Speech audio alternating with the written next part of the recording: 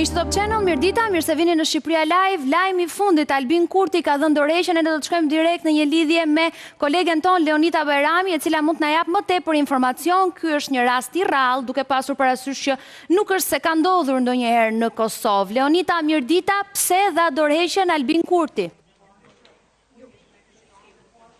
Atë një gjë e tillë, kryeministri të Kosovës Albin Kurti, njëjtë si kurse edhe ministrave të kabinetit të tij, i kërkohet me ligjet në fuqi, bazuar edhe në Kushtetutën e Republikës së Kosovës, që t'jap dorëheqje para se të marrë ose të bëj betimin e deputetit në legjislaturën e ardhshme, që u tentua të konstituohej ditën e sotme. Pra është një dorëheqje formale e tij. Duhet të kujtojmë që nga data 27 mars, kur kryeministri në detyrë Albin Kurti përfundoi mandatin e tij 4 vjeçar, nën kupton që ai është në detyrë dhe rrjedhimisht ka dhënë dorëheqje, por e njëjta duhet të formalizohej dhe të dërgohej në Kuvendin e Republikës së Kosovës në mënyrë që ditën e sotme të kishte hapësirë për të kaluar edhe raporti i Komisionit për verifikimin e mandateve, gjë që nuk ndodhi. Kjo praktikë është për herë të parë në Kuvendin e Republikës së Kosovës, marr parasysh që sa herë është konstituar Kuvendi i Kosovës, gjithmonë ka kaluar edhe raporti për verifikimin e mandateve. Ndërkohë në seancën e sotme një gjë e tillë nuk ndodhi, pasi ky raport mori vetëm 52 vota pro, 46 ishin kundër dhe 11 ishin abstenime. Duhet të theksojmë se ishin partitë opozitare, në këtë rast Lidhja Demokratike e Kosovës, Partia Demokratike e Kosovës dhe Aleanca për Ardhmërinë e Kosovës, të cilët votuan kundër. Lista serbe abstenoi, kësaj nuk kaloi as raporti për verifikimin e mandateve, që do t'i hapte rrugë pastaj pikës së dytë të rendit të ditës në Kuvendin e Kosovës, e që kishte të bënte me betimin e deputetëve. Po e theksoj, kjo është një praktikë që ndodh për herë të parë në Kuvendin e Kosovës. Kësaj ka dështuar edhe seanca konstituive, ku sipas kryesuesit të kësaj seance Avni Dehari, që është deputeti më i vjetër nga mosha, u ndërprej seanca, e i njëjti tha se do t'i drejtohet presidentës me një letër për sqarje. Megjithatë, mësojmë se një gjë e tillë nuk është e nevojshme, sepse sipas rregullores së Kuvendit të Kosovës, nëse nuk konstituohet Kuvendi në seancën e parë, duhet të vazhdohet të mblidhet jo më vonë se 48 orë që i bie. Çdo të dytën det mund të kemi seanca deri në konstituimin e Kuvendit, që bëhet me zgjedhjen e kryeparlamentarit. Në këtë moment që flasim, seanca është në pauzë, në pushim, apo do të përfundoj? Apo quhet e përfunduar? Jo, seanca është ndërprer pikërisht për shkak të paqartësisë që është krijuar me mosvotimin e raportit të Komisionit të Përkohshëm për verifikimin e mandateve. Mosvotimi nga ana e opozitës u bë për shkak të letrës së dorëheqjes së kryeministrit Kurti. Është Armen Zemaj nga Lidhja Demokratike e Kosovës, që ishte antar i këtij komisioni, që tha se letra është dorëzuar me vonesë dhe kësaj rrjedhi edhe vota kundër këtij raporti, që vetëm një moment, Leonita, do kthehem me një herë tek ti, por meqense je duke folur për letrën e zotit Kurti, do të kërkoja regjizën ta vendosnim në fokus, sepse do doja ta lexoja faktikisht letrën për cilën bëhet fjalë, ajo që ti je duke përmendur. Për vëmendje të kryetarit të Kuvendit të Republikës së Kosovës, zotit Glauq Konjufca, në kopje, prap thuhet në letër, zëvendësi i sekretarit të përgjithshëm të Kuvendit të Republikës së Kosovës, zotit Arben Lloshi, tema është njoftim i nderuar kryetar i Kuvendit të Republikës së Kosovës, zoti Glauq Konjufca,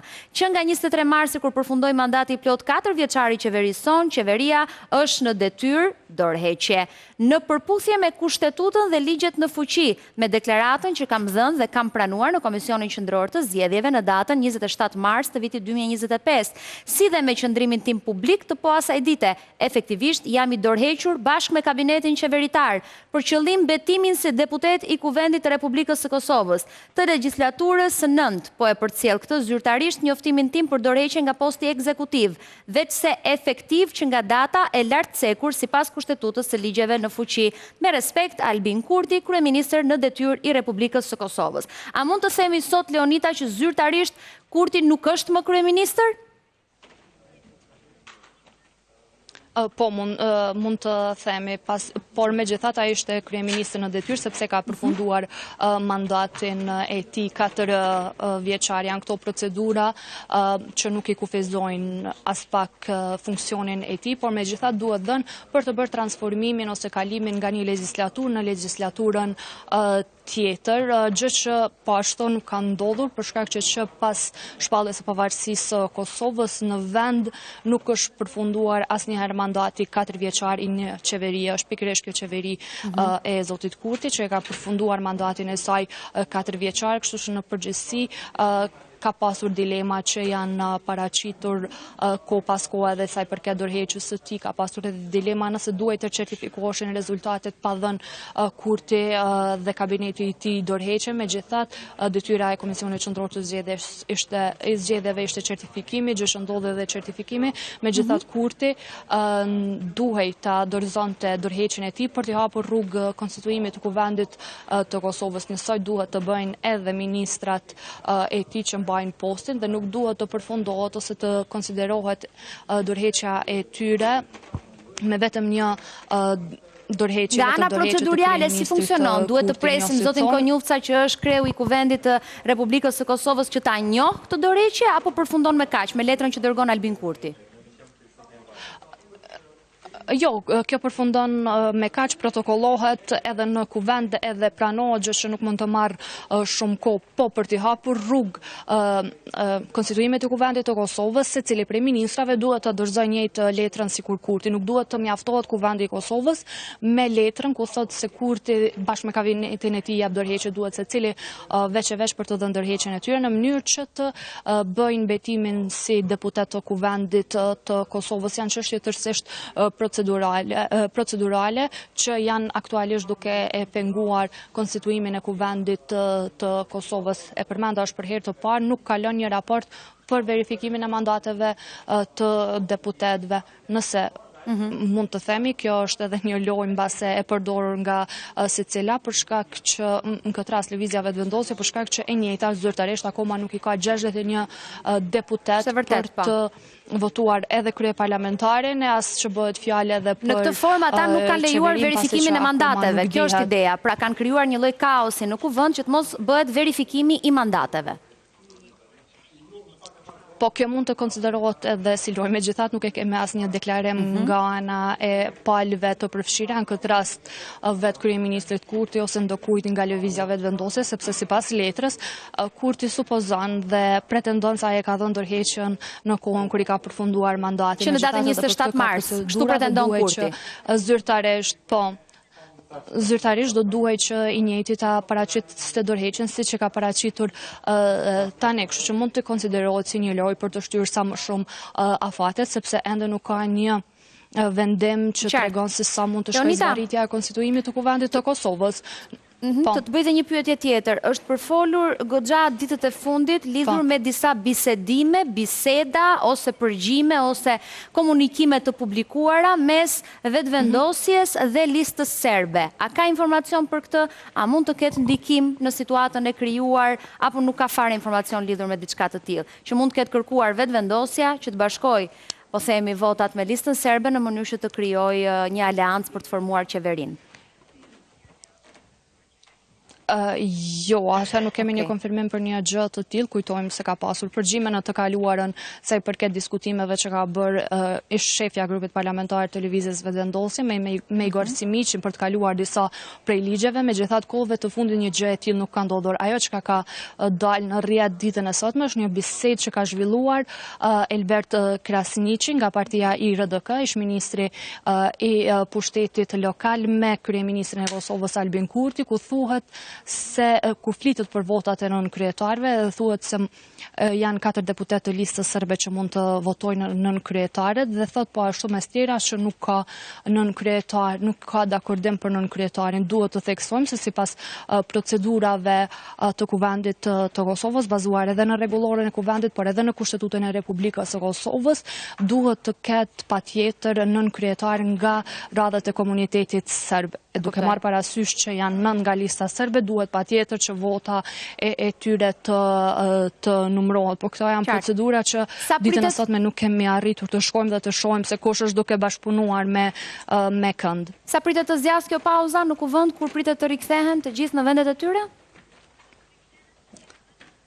Sipas rregullores së Kuvendit të Kosovës, seanca konstituive që ndërpritet ndërpreja nuk duhet të zgjasë më shumë se 48 orë, duke parë parasysh se si funksionojmë ne. I bie që pas nesër, ditën e enjtë të kemi një seancë tjetër ose një tentativ tjetër për të konstituar Kuvendin e Republikës së Kosovës. Interesante, po isha në pritshmëritë e 5 minutave siç ndodh në seancat plenare në Shqipëri. Faleminderit shumë Leonita për gjitha detajet. Të përshëndes. Nëse do kesh diçka në minutat në vijim për të shtuar, padyshim mund të kërkosh dhe lidhemi përsëri bashkë. Roland Qafokun kam në këto momente në një lidhje direkte, po ashtu zotin Nexhmedin Spahiu. Faleminderit shumë të dyve. Roland, i pritshëm lajmi se do të jepte dorëheqjen faktikisht sepse nuk e formonte qeverini vetëm. Shumë e kemi diskutuar që në momentin që rezultatet e zgjedhjeve po bëheshin me dije. Ajo që më bën përshtypje është fakti që kjo mund të jetë një lloj loje në mënyrë që të vonojë sa më shumë edhe kundërshtarët për organizimin, por edhe për t'i dhënë kohë vetes për t'u organizuar ashtu si duhet. Ti e sheh lojë të kurtit apo i vën në një situatë në siklet, në vështirësi? Së pari si Dorela, do në ky është momenti të themi modestisht, sepse me ju në intervistë me ju në Shqipëria Live, unë kam parashikuar që do ishte kjo situatë dhe mund të ndodhte edhe deri dorëheqja e kurtit dhe fundja ne gazetarë për çfarë si e masim punën tonë, edhe një parashikim modest, do në kjo kështu po ndodh. E dyta, unë mendoj si Dorela që ka disa pikpyetje edhe kjo dorëheqje sepse është data 27 mars mban datën shkresa, ndërkohë ajo është bërë publike jo 27 mars dhe këtu ka një gap, ka një boshllëk që ne nuk e dim pse. E treta, ajo që është edhe më e rëndësishme mendoj, tani Albin Kurti ka dhënë dorëheqjen, por a vlen kjo, a është ekzekutuar kjo dorëheqje, a është ai kryeminist në këto momente? Është kryeministri në detyrë, po thoshte Leonita, me sa kuptova. Po çdo me thënë kryeministri. Po lejo ta sqaroj, të lutem. Ja, do të ta jap fjalën Nexhmedin, sa të përfundoj Rolandi, që të flasim me radhë. Do ta jap direkt fjalën tash ta sqaroj. Po, vënë diskutimin në drejtim të gabuar. Prandaj Ja, mbaroj Roland, se do jap direkt Nexhmedinit fjalën. Dhe po i thosha të gjitha këto si Dorela që do të thotë që jemi në një fazë që teknikalitetet mbizotrojnë mbi atë frymën politike për krijimin e qeverisë së re. Dhe duke se zoti Kurti nuk ka aftësinë ose nuk ka mbështetjen për të krijuar një qeveri që të jetë jo thjesht ta formojë, po më pas të jetë e qëndrueshme. Ai mund të arrijë të bëjë këto lojra dhe teknikalitete me atë që unë kuptoj, por jam i bindur që nuk do jetë kur një qeveri e qëndrueshme. Pjesa tjetër unë mendoj që jo vetëm gjykata kushtetuese si Dorela, por edhe juristët pranë kryeministit duhet të ishin më transparent dhe të publikonin këtë mënyrë se si funksionon në këtë momente qeveria. Ne kemi precedentin Fjallavie në Shqipëri dhe stafeta e kalimit nga një kryeminist në një kryeminist tjetër. Po pra, Roland, unë vetëm të pjesë nuk kuptova. Edhe prandaj e pyeta Leonitën, a do duhet tani ta njohë zoti Glau Konjufca dorëheqjen si funksionon ana procedurale? Është fiks pyetja më e rëndësishme. Do të sqaroj. Ja ta dëgjoj Nexhmedinin Roland, meqense paska më shumë merak. Vetëm ta sqaroj pak këtë pjesën. Si funksionon Nexhmedin? Po, të dëgjoj, më thuaj. E para, është një ligj që ka vënë në fuqi lëvizja vetëvendosje, domethënë sjell në kohën e vetëvendosjes që nuk ka qenë më parë, që para se të certifikohen listat zgjedhore, ministrat dhe kryeministri do duhet të japin dorëheqje, që zgjedhin deputet. Edhe prandaj figuron këtu data 27 mars, domethënë. Po pse s'është bërë me dije se jemi 15 prill, pse ka vonuar kaq shumë? Sepse kjo është një neglizhencë, është një arrogancë e kryeministrit Kurti, i cili shpërfill ligjet e Kosovës, duke u nisur nga fuqia politike që ka dhe që ka marrë. Dhe kjo ju e keni parë që edhe sot në Parlamentin e Kosovës, para në tavolinës së tij është vendosur flamurin kombëtar shqiptar. Plotësisht jashtëligjshëm. Ky është thyrje e ligjit.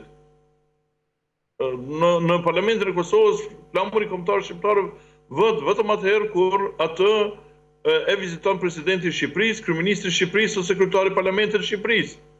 Si, që nga gabim të vendos flamuri shqiptar në Parlamentin e Kosovës. Çfarë ka kjo temë temën që po flasim ne tani, flamuri i vendosur? Po kjo është thyrje e ligjit. Po mirë, çfarë ka kjo tani me dorëheqjen e kurtit, a vuri apo s'vuri flamurin? Le të më dinë, lutem më shpjego anën procedurale. Kujt duhet i drejtohet kurti dhe kush e miraton? Dëgjoj.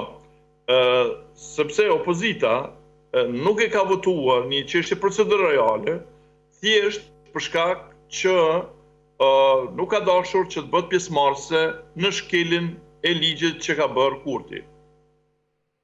Thjesht nuk ka thënë që nuk e dhënë dorëheqje dhe tani kurti arsyeton duke thënë që po kam dhënë dorëheqje, të cilën nuk e ka bërë publike. Sidoqoftë, kjo nuk ka pasur fare rëndësi sepse ai do të ishte kryeminist në detyrë edhe ashtu deri në zgjedhjen e kryeministit të ri.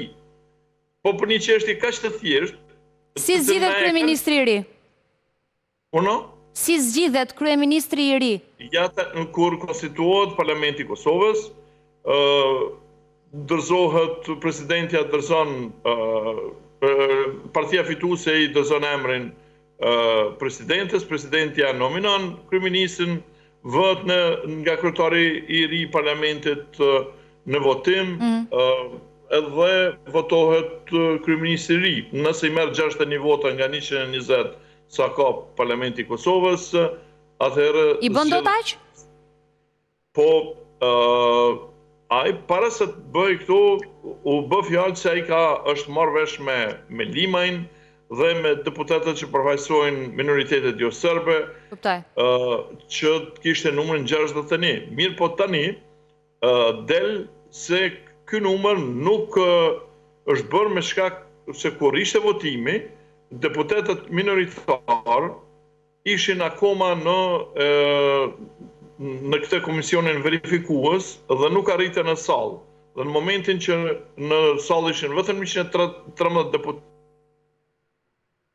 Ka një problem me lidhjen direkte me Nexhmedinin, po dua të lexoj pak edhe njoftimin faktikisht që është bërë më saktë në mediat në Kosovë, ku thuhet deputetët e Kuvendit të Kosovës, më dëgjoj Relancë, shumë e rëndësishme kjo, nuk e kanë votuar raportin e komisionit të përkohshëm për verifikimin e mandateve dhe quorumit.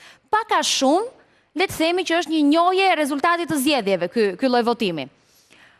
Komisioni përkohshëm përpara deputetëve paraqiti raportin dhe kërkoi që ai të votohej me qëllim që të verifikoheshin mandatet e 120 deputetëve të zgjedhur në 9 shkurt, në bazë të listës së caktuar nga KQZ-ja. Deputetët e Lëvizjes së Vetëvendosjes dhe Nismës Social-Demokrate kanë votuar për raportin. Kundër ishte PDK, LDK dhe AAK. 52 deputet kanë votuar pro, 46 kundër dhe 11 kanë abstenuar. Në bazë të kësaj, u konstatua se raporti komisionit të përkohshëm nuk kaloi.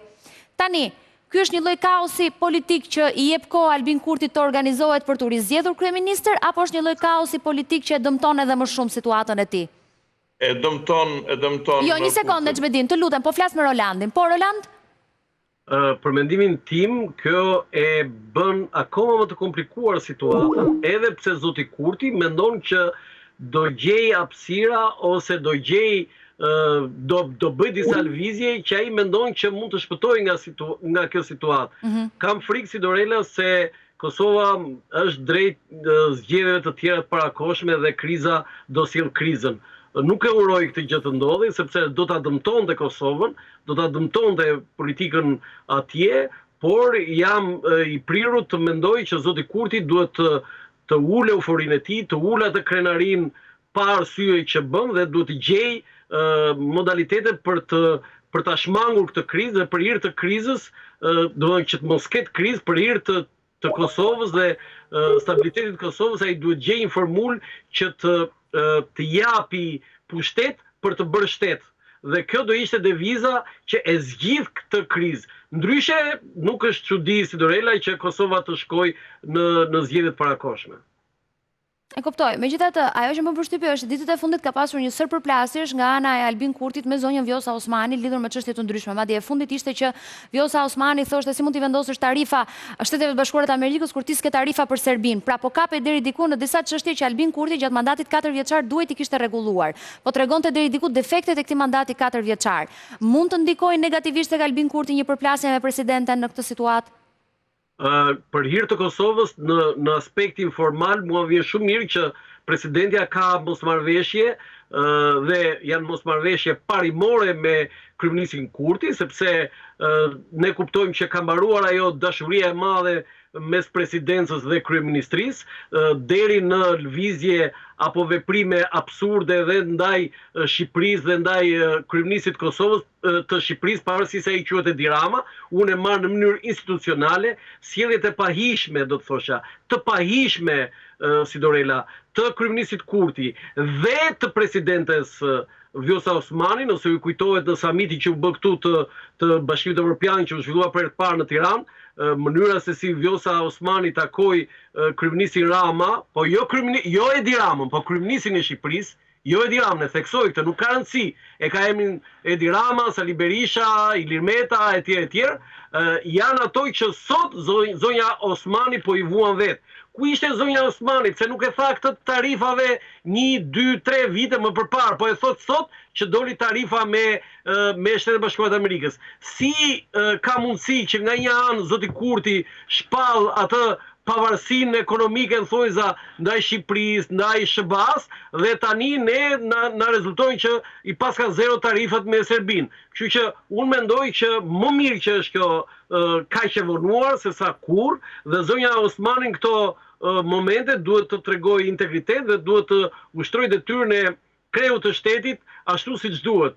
Unë besoj që kjo e ndihmon në një farë mënyrë dhe e detyron zotin Kurti që të ulë dhe ai atë formatin e tij kryeneç që për herë të parë në histori e ka sjell dhe e ka bërë anti-amerikan, do të thonë që të thot për sekretarin e shtetit që është naiv, apo të thot ato fjalë për kryeministrin e Shqipërisë. Qëndro me mua, ta bashkoj pak në bisedë edhe Lirim Krasniqin, i cili na dëgjon prej disa minutash. Lirim, faleminderit shumë për kohën. Edhe t'jam mirënjohëse sepse është lajmi i fundit edhe nuk është se kishim lënë diçka të akordsuar paraprakisht. Ajo që më intereson më shumë të kuptoj nga ty, jo opinion tëndin personal apo analizë, por nga ana juridike ose ligjore, si funksionon në Kosovë. Pra, në momentin që Kurti dorëzon këtë letër, çfarë pason? Po, fillimisht do ta kuptojmë që seanca konstituive fillon me verifikimin e mandateve të deputetëve. Formohet një komision i cili verifikon mandatet e të gjithë deputetëve nga rezultati i certifikuar i zgjedhjeve. Edhe ai raporti i atij komisioni duhet votohet në mënyrë që të procedohet pastaj me votimin e kryesisë së kuvendit dhe procedurat e tjera. Ajo që po ndodh tani është mosvotimi i raportit për verifikimin e mandateve dhe opozita është duke refuzuar që ta bëjë një zë të tillë për shkak që antarët e kabinetit qeveritar, përfshirë kryeministrin Kurti, nuk kanë dhënë dorëheqje nga pozitat e tyre, siç kërkon ligji për qeverinë, përkatësisht në 26 i këtij ligji, i cili thotë që antarët e qeverisë, nëse zgjedhen deputet, duhet japin dorëheqje paraprakisht nga posti qeveritar në mënyrë që mandati i tyre prej deputetit të jetë fuqiplot. Dhe këtu ka ngecur procesi. Aktualisht do të ketë një përsëritje të seancës së kuvendit, tash pas dorëheqjes formale të kryeministrit dhe antarëve të tjerë të kabinetit qeveritar, dhe me këtë rast nuk ka asnjë arsyetim tash sepse plotësohet edhe ky aspekt ligjor në mënyrë që procedohet me verifikimin e mandateve, pastaj betimin e deputetëve dhe procedurat e tjera në konstituimin e kuvendit, siç janë votimi i kryetarit dhe kryesisë. Çfarë roli ka presidentja në gjithë këtë lloj, po themi deri diku kaosi, po e quaja unë me Rolandin, krizë politike thaj? Presidentja mund të bëjë një interpretim ligjor dhe kushtetues të procedurave. Kush i vendos zgjedhjet e parakoshme? Zgjedhjet e parakoshme i vendos presidentja, prandaj po e pyetjen, çfarë roli ka Osmani këtu? Roli i Osmanit është normalisht vendimtar, në rast se vinë në një situatë ku ajo duhet të shpërndajë parlamentin dhe të rrasë zgjedhjet e reja, mirë por nuk janë konsumuar të gjitha hapat juridik dhe kushtetues deri në atë moment. Pra, ajo që po ndodh sot, domethënë me këto gjëra teknike, faktikisht është duke u shfrytzuar edhe politikisht mbase nga zoti Kurti për të blerë pak më shumë kohë që të bindë sa deputet. Kush po luan politikisht më bukur dhe në favor të kujt është kjo që ndodhi sot? Zvarritja është në favor të Kurtit, duke pasur parasysh ai duket që nuk i ka numrat e mjaftueshëm për ta votuar kryesinë e kuvendit dhe pastaj qeverinë. Dhe një zvarritje e tillë ndoshta jep hapësirë kohore për të bindur disa të pabindur deri më tani. Mirë po, në kuptimin e afateve kushtetuese, do ta kemi parasysh që pa konstituimin e kuvendit, nuk fillon procesi kohor i konstituimit qeverisë. Sepse këtu ka edhe një gap, një hapësirë kushtetuese. Nuk ka afate që përcaktojnë konstituimin e kuvendit, pra votimin e kryesisë dhe kryetarit, mirë po ka afate të përcaktuara nga momenti që konstituohet kuvendi deri në votimin e qeverisë. Domethënë nga momenti që zgjidhet kryesia e kuvendit, janë 15 ditë brenda të cilave zoti Kurti duhet ta nxjerrë në votim qeverinë e tij. Sa kohë mund të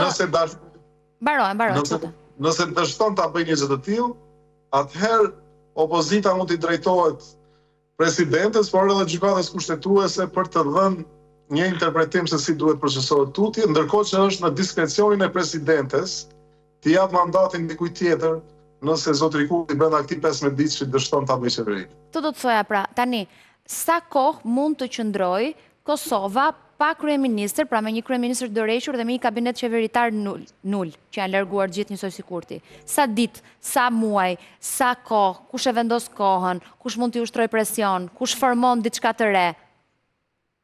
Pa konstituimin e kuvendit, nuk ka afate të përsaktuara kushtetuese, mirë po kjo nuk do të thotë që një proces si tillë mund të zvarritet pafundësisht.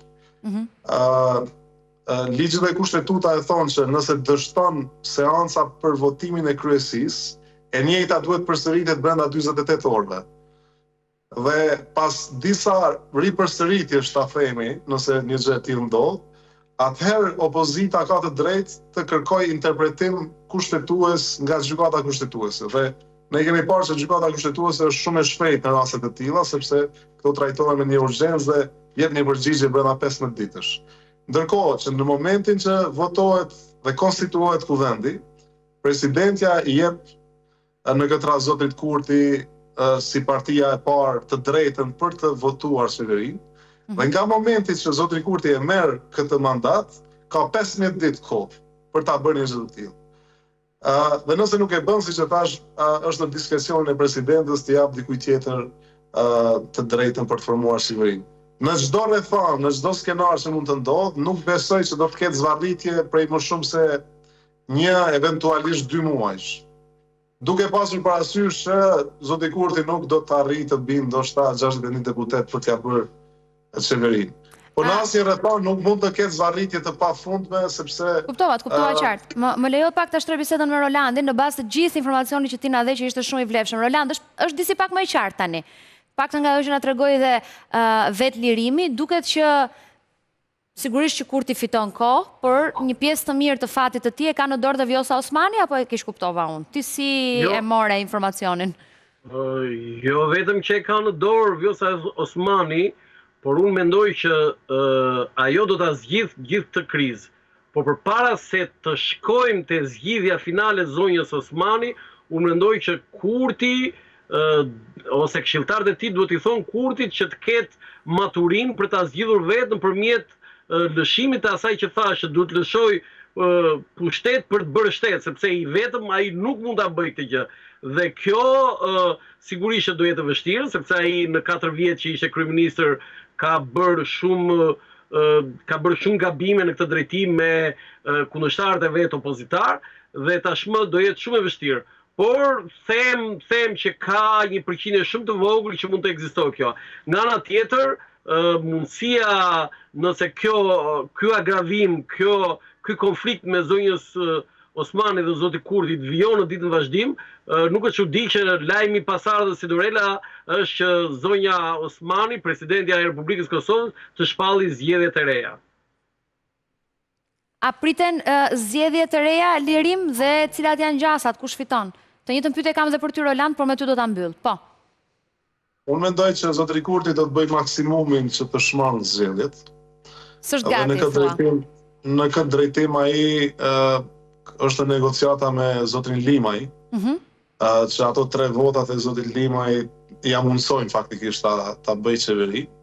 A ka gjasa që Limaj të jo të negociojë për të dakordësoj me të? Tani, situata është interesante sepse zoti Limaj nuk është nga ata politikanë që nuk din të bëjnë negociata. Ndërkohë që zoti Kurti është nga ata politikanë që është shumë i vështirë për të marrë vesh me të. Jo, e vështirë është, por në momentin që je duke ikur nga pushteti, negocion me shumë qef dhe besoj ndonjë kryetar kuvendi ose ndonjë post mirë ja jep zotit Limaj. Këtu është situata tani, këtu është ngërësi sepse zoti Kurti do mundohet deri në maksimum ta shtyjë presionin karshi zotit Limaj për t'i dhënë sa më pak nga ajo tortja e pushtetit. Ndërkohë, nga ajo që flitet, zoti Limaj ka kërkuar postin e kryetarit kuvendit, diçka që duket shumë e madhe për t'ia dhënë, duke pas parasysh ai ka vetëm 3 deputet. Dhe zoti Kurti do e vazhdoj presionin dhe do i vazhdoj, besoj, zvarritjet procedurale deri në maksimum, deri në limitin e mundshëm.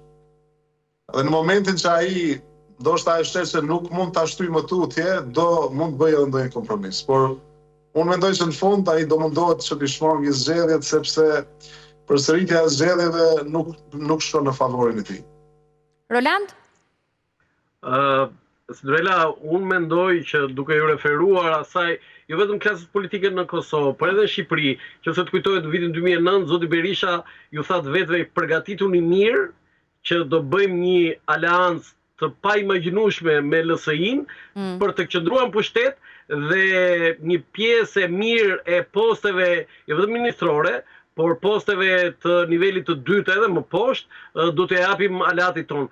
Kështu që në këtë pozitë që duket si një lojtar shau, zoti Kurti ka vetëm këtë mundësi lëvizje, që të pranoj kondicionet e afruara nga një që dikur nuk e kisha aleat dhe zoti Limaj në këtë moment. Vetëm pasaj në qofse aty pasaj mund të përdorim fjalën crazy që e lë atë situatë dhe kaloj në zgjedhje, sepse këto 2 mundësia, nuk ka mundësi tjetër. Ose atë do t'i japi shumë pushtet dhe të bëj qeverinë, ose do kalojmë në zgjedhje të reja, nuk ka alternativë tjetër.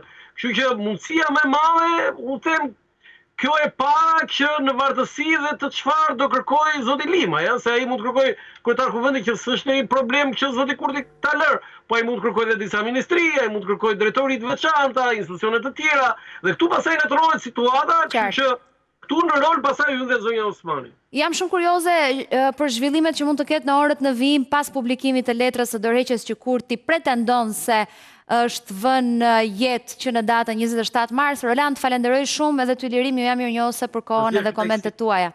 Ju përshëndes, faleminderit. Mirë, përpara se të ndalemi në një hapësirë publicitare, më lejoni t'ju kujtoj që dhe në vijim do të kemi sigurisht një hapësirë dedikuar lajmeve të fundit që vijnë nga Kosova dhe mënyrës se si do të perceptohet kjo dorëheqje e Albin Kurtit vetëm pak orë më pas, vetëm pak minuta më pas. Teksa gjithashtu më lejoni t'ju kujtoj që ende ka disa bileta në shitje për finalen e madhe të Big Brother, për të gjithë ju që doni ta shijoni nga skenat e mëdha ku do të ketë absolutisht edhe performanca të ndryshme, një show magjik, spektakël madhështor, por mbi të gjitha do të shpallet edhe fituesi. Madje edhe për fituesin, Laerti, Rozana, Gjesti apo Egli duhet të votoni sepse vetëm të shtunën do të keni mundësinë të shihni se kush do të jetë fituesi i madh i Big Brother. Pas pak publicitet.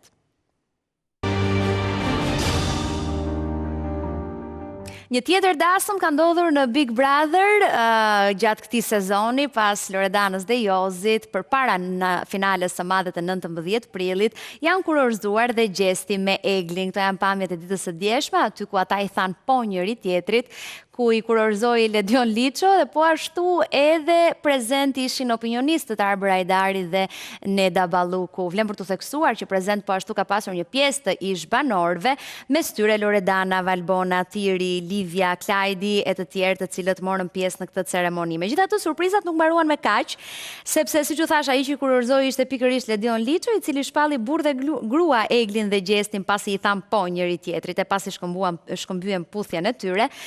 Si muzika nga dy artistët e mirënjohur Remzie dhe Nexhat Osmani, të cilët kam kënaqësinë t'i kem në një lidhje direkte. Ju përshëndes shumë të dyve, faleminderit për kohën. Përshëndetje dhe për ju, mirë se u gjejmë. Faleminderit. Me lejen e Nexhatit do doja ta nisja pak me Remzien bisedën. Keni marrë pjesë të dy pafundësisht, kam përshtypjen në shumë gëzime familjare dhe dasma, po si është kur ndodh brenda një shtëpie të izoluar ku kanë mungesë informacioni? A festojnë njësoj? Mas pari, përshëndetje për gjithë që po na ndjekin. Për ne ishte shumë kënaqësi që ishim të përzgjedhurit e asaj dasme. Ne kaluam shumë mirë, u kënaqëm, po i pash edhe të gjithë, domethënë, pjesëmarrësit e asaj dasme, faktikisht të izoluarit, ishin shumë të lumtur kur na panë dhe na mirëpritën shumë mirë. Biles Egli tha sa herë ju kam përmend dhe se kam menduar asnjëherë që ju do t'jeni në dasmën time. Kjo merr shumë mirë. Po mirë, Remzie, ty është normale të kërkojnë gjithë kur do martohen, kështu që nuk është se u befasove, që s'është era parë që dëgjon. Jam shumë e kënaqur, e kam pa edhe disa herë jam përmend nga Egli, domethënë gjatë kohës së qëndrimit saj aty në Big Brother, më ka ardhur shumë mirë, besa janë kënduar edhe këngët e tona. Po ishte kënaqësi shumë e madhe të jesh e pranishme dhe të takohesh për së afërmi me ta. Si ishte atmosfera, më trego pak. Po shumë mirë, asnjëherë nuk ulën të vallëzu dhe derisa vllai i madh thoi që mjaftueshëm është kthehuni brenda. Jo, edhe një, domethënë kanë qenë 15 minuta që ja morën kohën ata. Tani kush ishte shpirti i festës, kush ishte më i lumtur, më i gëzuar që kërcente më shumë? Po normal Çifti. Çifti, ë? Ishte Çifti, mua ma krijoi përshtypje Laerti, me thënë të drejtën. Edhe ai ishte jo pak në qef.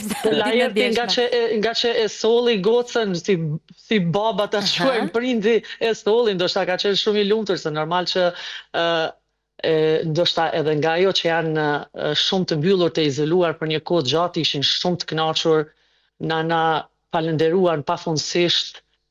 Tash që këndum edhe ma tepër se që duhet, po kryesisht gjithçka shkoi mirë, nusja ka shkëlqy, po edhe dhëndrin kosovare kemi shumë të mirë. Më bëri shumë përshtypje, dua ta pyes pak Nexhatin për këtë, se do vi tek ti me njëherë. Nexhat, dhëndri i Kosovës e shijoi në maksimum prezencën tuaj dhe dasmën, si të duk ty? Pikës pari ju përshëndes gjithëve, dhe me të vërtet ishte kënaqësi, po kanë shkëlqyer të dytë, me të vërtet dhëndri. Ashtu si që kemi tradit në Kosovë, me të vërtet e ka bo dasmën të kje shumë mirë. Me të vërtet kalum shumë mirë. Më trego pak si ishte atmosfera, ty si të duk? Po nuk e kam prit ashtu, të thëmë drejten, me të vërtet ka qenë befasi, dhe më thënë kanë bëhat shumë atmosferë, dhe më thënë kanë këndu kongë të tona zbashku me ne, dhe më thënë kanë kërku shumë kongë tona, dhe më thënë në stop, nuk e kam prit ashtu, po ka qenë shumë mirë. Këdo veçoje ti që e shijoj më shumë, edhe ti Çiftin? Çifti pa tjetër, Çifti kanë shkelqy, si themi ne, shumë mirë. Nuk do tentoja tani të këndoja, absolutisht, sidomos duke ju pasur ju të dyve në lidhje direkte, po si ka mundësi që të dy, si Egli dhe Gjesti, kërkonin këngë me vujt, kështu thanë të dy, na këndoni balada, duam të vuajmë. Po i dojnë ato këngë të tona. Ato janë si kënga shko më su kthej, ajo është pa tjetër duhet me kënduen, edhe në darsma tjera, është një këngë që kërkohet shumë, edhe i dojnë gjithë. Pse mendon Remzie që i kërkojnë këto këngët e vuajtura edhe baladat në përdasma? Dëgjova Gjestin që ta kërkoj shumë shpesh ta këndoje këtë shkoj mos u kthe. Në fillim kur tham të këndojmë ndonjë balad, jo për me vujt, po pastaj të tjerët e ta ndëgjojmë këngën shko mos u kthe. atë këngë në këndosh, po, pastaj po, ranë për tokë, ndoshta nga dashuria shumë e madhe, e përjetuan këngën. Jo, interesante ishte faktikisht, edhe më bëri përshtypje që edhe në momentin që ju kërkuan, do të thënë që të mbyllej festa dhe ju të largoheshit, ata ishin edhe një dhe ajo kënga dhe një ishte të lutem duam balad, edhe te kjo dhe një që po kërkonim.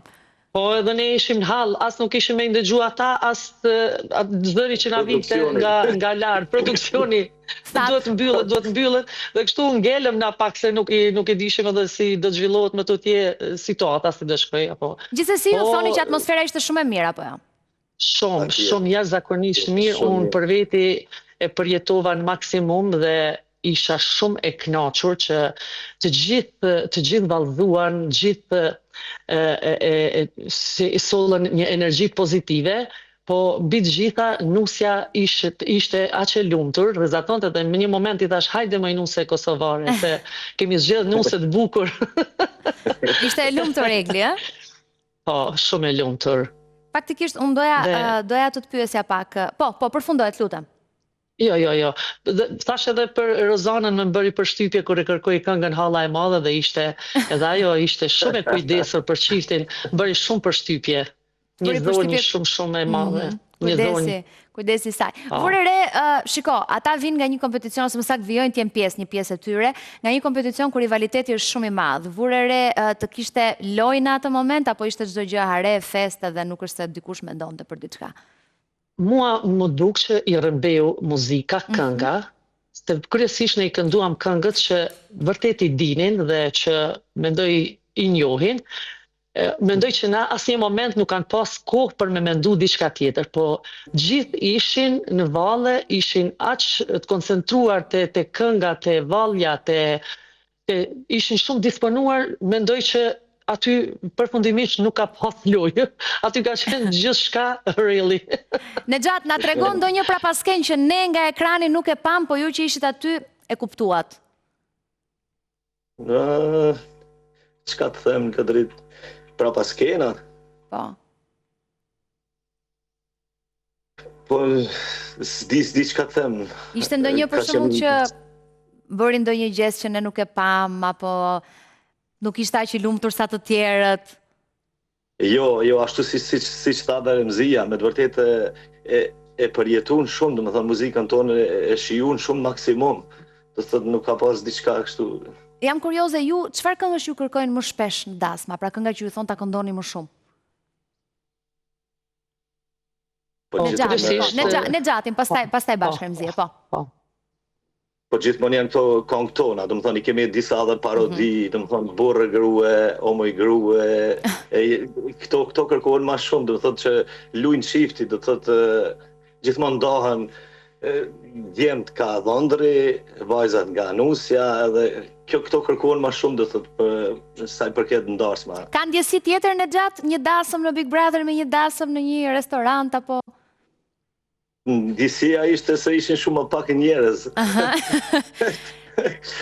Nuk ishte domethënë si zakonisht ndarësma të tjera. Ishte pak si dasëm Covidi. Po.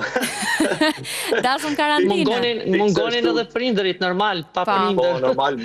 Gjithë familja ngushtë, po. Kuptohet. Tani ishin munduar Rozit të luaj hallën edhe. Po, edhe Laerti pak atë rolin e prindit që shoqëronte me drejt tha Remzia. A ju erdhën shumë mesazhe pas dasmës?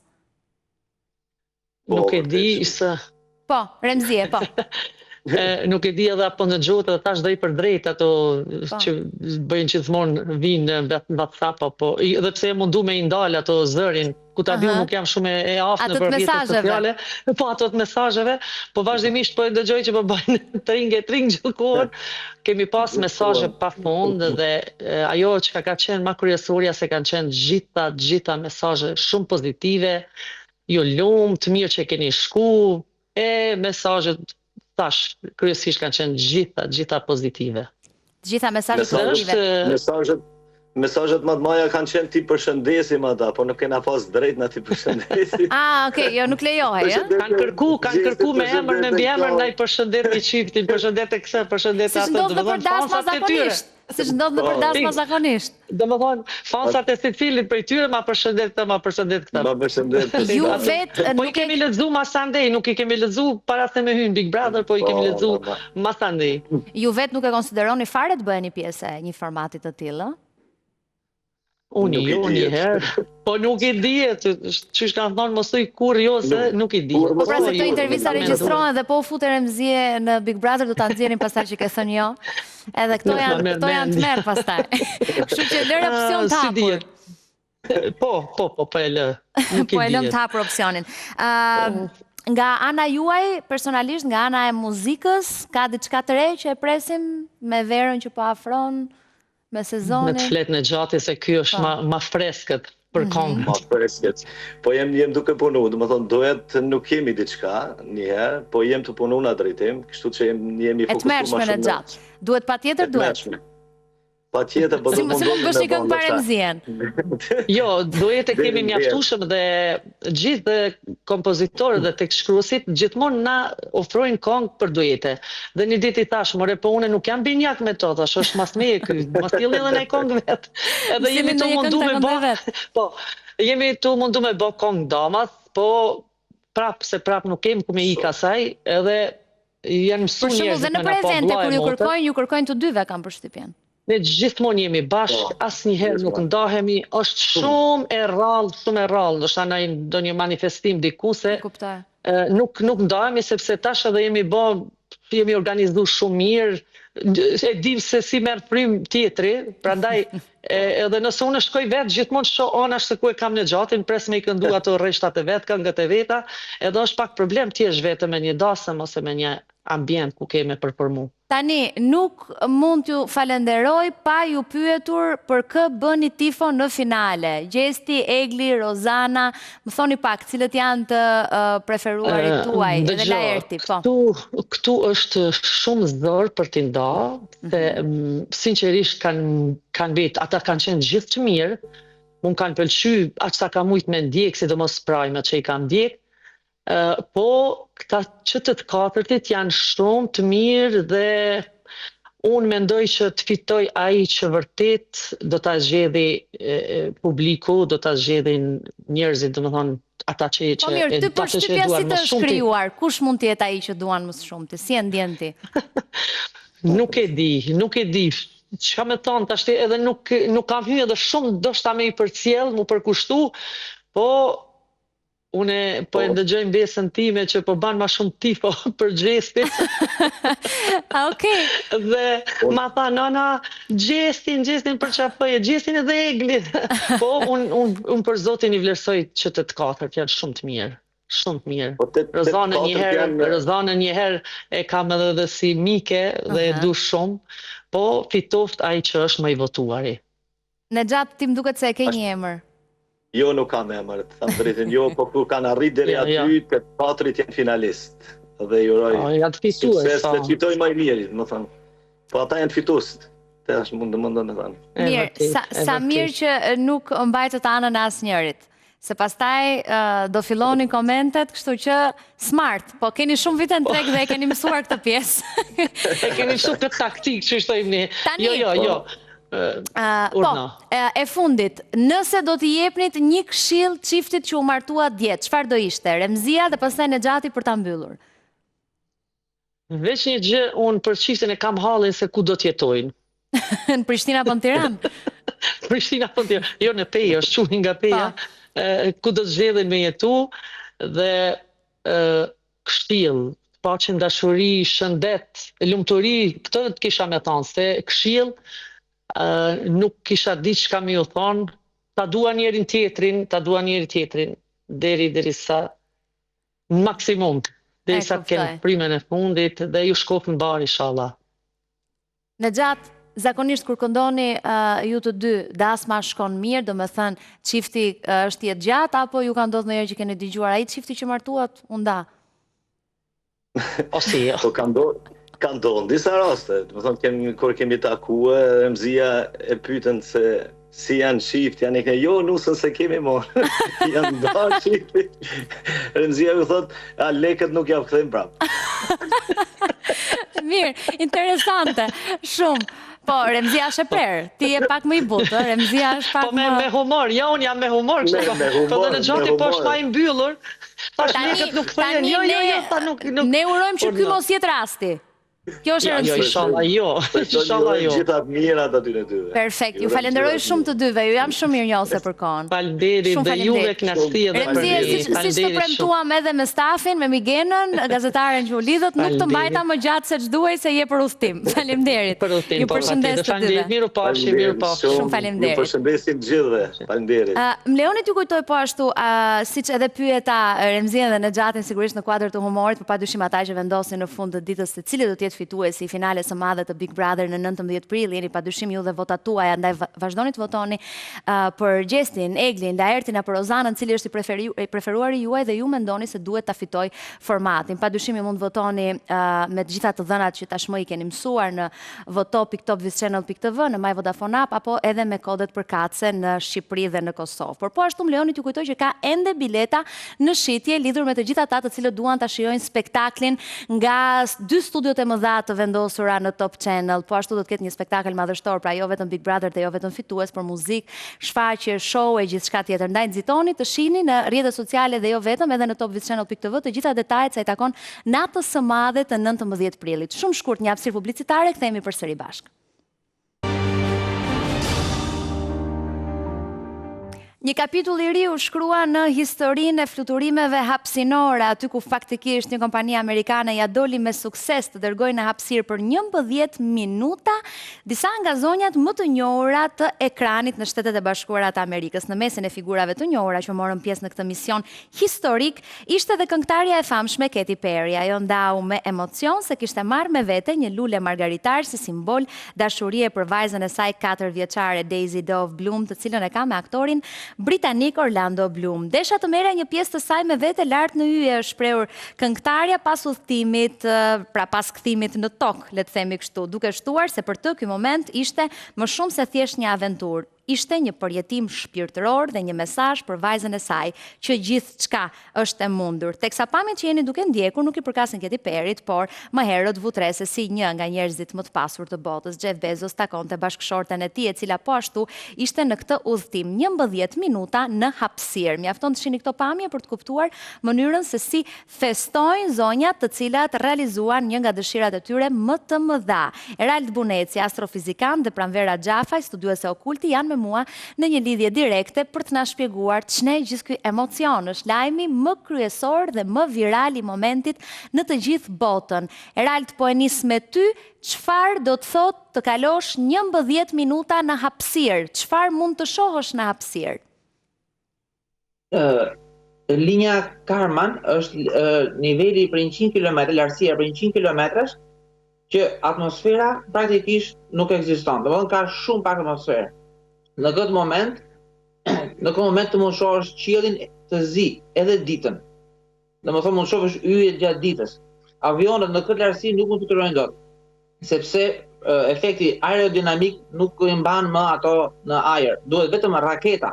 Domethënë me ligjin e 3 Newtonit duhet që të shtysh gaz nga mbrapa që të hedhësh përpara. Kjo është vija, domethënë niveli, lartësia në të cilën atmosfera praktikisht nuk ka më atmosferë. Është ndjesi në të cilën në lëvizja që bën anijet kozmike mund të ngelesh pa peshë dhe mund të përjetosh mungesën e peshës gravitetit. Megjithëse gravitet ka dhe atje, por ti je në një rënje të lirë. Prej 11 minutash, siç ishin ato përjetuan atë që përjetojnë astronautët në hapësirë, në stacionin ISS, mungesën e peshës. Është një ndjesi e bukur, e rrallë, shumë e rrallë normalisht dhe ka emocione shumë forta. Mund të shohësh ndrytare tokën nga sipër. Jo, nuk është se je shumë larg, por e sheh tokën nga sipër, është e bukur. Sheh qiellin e zi, përjeton ta ndjesinë e të qendrit në hapësirë boshe. Çfarë mund të shohësh përveç planetit Tokë nga sipër? Mendon që kanë parë diçka tjetër? Ato nëse kanë pasur mundësinë të shihnin dhe yjet, edhe diellin me ndriçimin real të tij. Dielli është shumë herë më i ndriçur nga çfarë shohim ne me sy të tjerë. Nuk mund ta shohësh as me sy mbyllur në hapësirë diellin, aq i fortë është drita e diellit. Njëkohësisht me diellin afër ti mund shohësh dhe yjet. Domethënë dielli shkëlqen natën atje, jo ditën. Po. Shpjegoma pak të lutem, pavarësisht se është thënes tërë thënë, do doja shumë që ti të shpjegoje nga ana profesionale, pse qëndrojnë në ajër? Më fol pak për mungesën e ajrit, se si kanë marrë oksigjen zonjat, si qëndrojnë aty. Ajër ka pas tani kozmika, është një dhomë e mbyllur, që ku është siguruar sasia e nevojshme e oksigjenit. Për oksigjen nuk është problem, se normalisht ato kanë pasur ato bombrat me oksigjen, qarkullimin e oksigjenit brenda në anije, oksigjeni është normal. Nuk ka oksigjeni jashtë anijes, se atmosfera praktikisht nuk ekziston, por brenda në anije ka pasur ajër dhe atmosferë, siç e kemi ne në sipërfaqen e tokës. Domethënë atmosfera një atmosferë. Kurse ajo normalisht ajo që ka qenë atje që është e veçantë, mungesa e rënies e gravitetit është që ato ishin në rënje të lirë. Dhe gjatë rënjes së lirë, ty të duket, njeriu t'i duket sikur ai nuk peshon. Se bie bashkë me anijen kozmike poshtë. Janë të dy në rënje të lirë dhe personi dhe anija kozmike nuk peshon më në anijen kozmike, po bien të dy njësoj dhe për momentin ti ndjen sikur je pa peshë, nuk peshon dhe sikur nuk ke gravitet. Normalisht, të qenurit pa peshë që thuhet, është thjesht rënje e lirë. Stacioni ISS dhe kjo anija kozmike konkretisht ishin në rënje të lirë. Por ISS-ja bie me një hark të barabartë me harkun e tokës. ISS-ja bie drejt tokës, toka harkohet, toka i hikën. Anija kozmike ISS i bie, tenton të bjeri drejt qendrës tokës, harku i tokës bën që asnjëherë ISS-ja të mos arrijë tokën. Rald, më shumë se sa me terma, që të na kuptojnë ata që po na ndjekin, më shpjego pak, këto kostumet pse i veshin? Kanë kostume uniforma, kanë ndonjë ndikim? Kanë ndikim, quhen veshja anti-G. Veshje që gjaku mos depozitohet në pjesë të saktuara të trupit, po të shpërndahet sa më uniformisht gjatë nxitimeve dhe frenimeve të shumë të mëdha. Njeriu duron deri në 5G, që mos po shkojë më shumë se 5, normalisht njeriu nuk mund të jetojë. Ato kanë kaluar ndikime mbi 2 ose 3G dhe normalisht duhet një veshje që të mbajë gjakun sa më trupin shtypur, që gjaku të ketë një presion mesatar uniform gjithë trupin. Kjo është e rëndësishme. Shumë e bukur. Më shpjegoj një detaj të fundit, përpara se të kaloj tek pranvera. Rald, jam kurioze, është më interesant momenti i ngjitjes në hapësirë apo i zbritjes në planetin Tokë? Flas nga ndjesia emocionale dhe pastaj ti ma shpjego dhe nga ana e fushës tënde profesionale, kur merr më shumë shpejtësi, po themi gjithë kupola dhe si bëhet rënja? Kur ngrihesh, merr shpejtësi shumë të madhe normalisht që të ngrihesh sipër, ke një nxitim shumë të madh dhe këto veshje kryesisht për atë, për ngritjen e fuqishme. Dhe ka emocione shumë të mëdha, se normalisht është dhe frika, janë gjitha ato ndikimet emocionale bashkë, por rënja është më me emocione. Rënja në tokë, se normalisht do kesh rënje të lirë dhe kur bie ndjen atë përplasjen me ajrin, me atmosferën. Pastaj është dhe parashuta mbrapa, takimi me tokën, janë shumë efekte. Pse ngritja është më e kontrolluar se sa rënja, sido që jetë. Ajo përplasja goditja ka një, normalisht është më Si bëhen për llogaritjet për rënjen, që të biesh fiks atje ku duhet, se po shoh zonën për shembull që është përzgjedhur edhe më bën përshtypje. Çfarë lloj matjesh, llogaritjesh bëhen? Ato janë matjet me formulat e Newtonit, domethënë që janë të vjetra, rreth 400 vjet të vjetra. Normalisht janë matjet më të thjeshta që mund bëhen. Llogaritjet janë komplekse, normalisht janë llogaritje me teoritë e kalkulusit, normalisht është komplekse, por trajektoria matet me ligjet e Newtonit, me gravitetin, pa hyke teoritë kuantike apo me Einsteinin. Është thjesht llogaritje të thjeshta, relativisht të thjeshta quhen. Forca që lëviz, drejtimi i forcës, këndi, shpejtësia, janë thjesht ato që bëhen në vitin e parë të dytë gjimnastit, domethënë. Nuk kanë nga një vështirësi të madhe, por janë më shumë komplekse, normalisht duhet kompjuter, por janë të thjeshta. Rald, nuk kanë tipër mat. Po të gjej që po shpjegon edhe po flet me shumë pasion. I ke zili? Do doje? Ta provoje si eksperiencë? Po, do doja. Okej. Jo, të kam dëgjuar, unë jam ndjekse e rregullt, po themi e gjithçkaje që ti poston, publikon, edhe më pëlqen shumë mënyra se sa lehti shpjegon, qoftë që nga një gjë banale si xhami që bie nga një hapësirë e vogël dhe nuk thyet, e deri tek gjërat e mëdha që ti tregon me aq shumë profesionalizëm, dhe më lejo të them që kam vënë re këtë lloj dëshire tënde për të kuptuar çka për te, e për ta parë. Edhe prandaj më pëlqeu shumë dhe mënyra sa bukur e sqarove dhe shpjegove lehtë për ata që po na ndjekin. Qëndro dhe pak me mua, të lutem, se dua të pyes pak pranverën tani, e cila merret me anën e, nuk do thoya të errët, po me anën çfarë fshihet pas. Pranvera, pse kjo dëshirë e zonjave të pasura për të provuar një eksperiencë që jo çdo kush e provon dhe çfarë mund të shohin ose pan në hapësirë? Përshëndetje, mirë se u gjej. Po e shoh që po e bëjnë hapësirën si Tiranë Durrës, siç po bëjnë në Amerikë Shqipëri, dhe duket sikur tani më në gjithë këto kohë që këta po bëjnë këto udhëtime, vetëm këta kanë privilegjin që të ikin dhe njerëzit e tjerë nuk e pas kanë. Ndërkohë që të gjithë simbolika ka të bëjë me, të paktën që nga kostumet që nga logoja, ka të bëjë me simbolin e materjes, që është Bafometi, dhe që mos ikësh prej saj. Po marrim këtë pjesën okulte të simbolikës. Dhe pastaj se sa kanë ikur dhe nuk shoh asnjë gjë tjetër përveç atyre që kanë parë që kur është krijuar NASA, asnjë lloj imazhi tjetër. Nuk ka asgjë të re përveç se 6 zonjave që duket sikur po fluturojnë brenda një penisi në atë formën e asaj anijes që nuk është as kozmike. Je ashpër pranvera. Është komplet jashtë logjikës. Mund të themi kupol, e lëm kupol për vijimin e bisedës.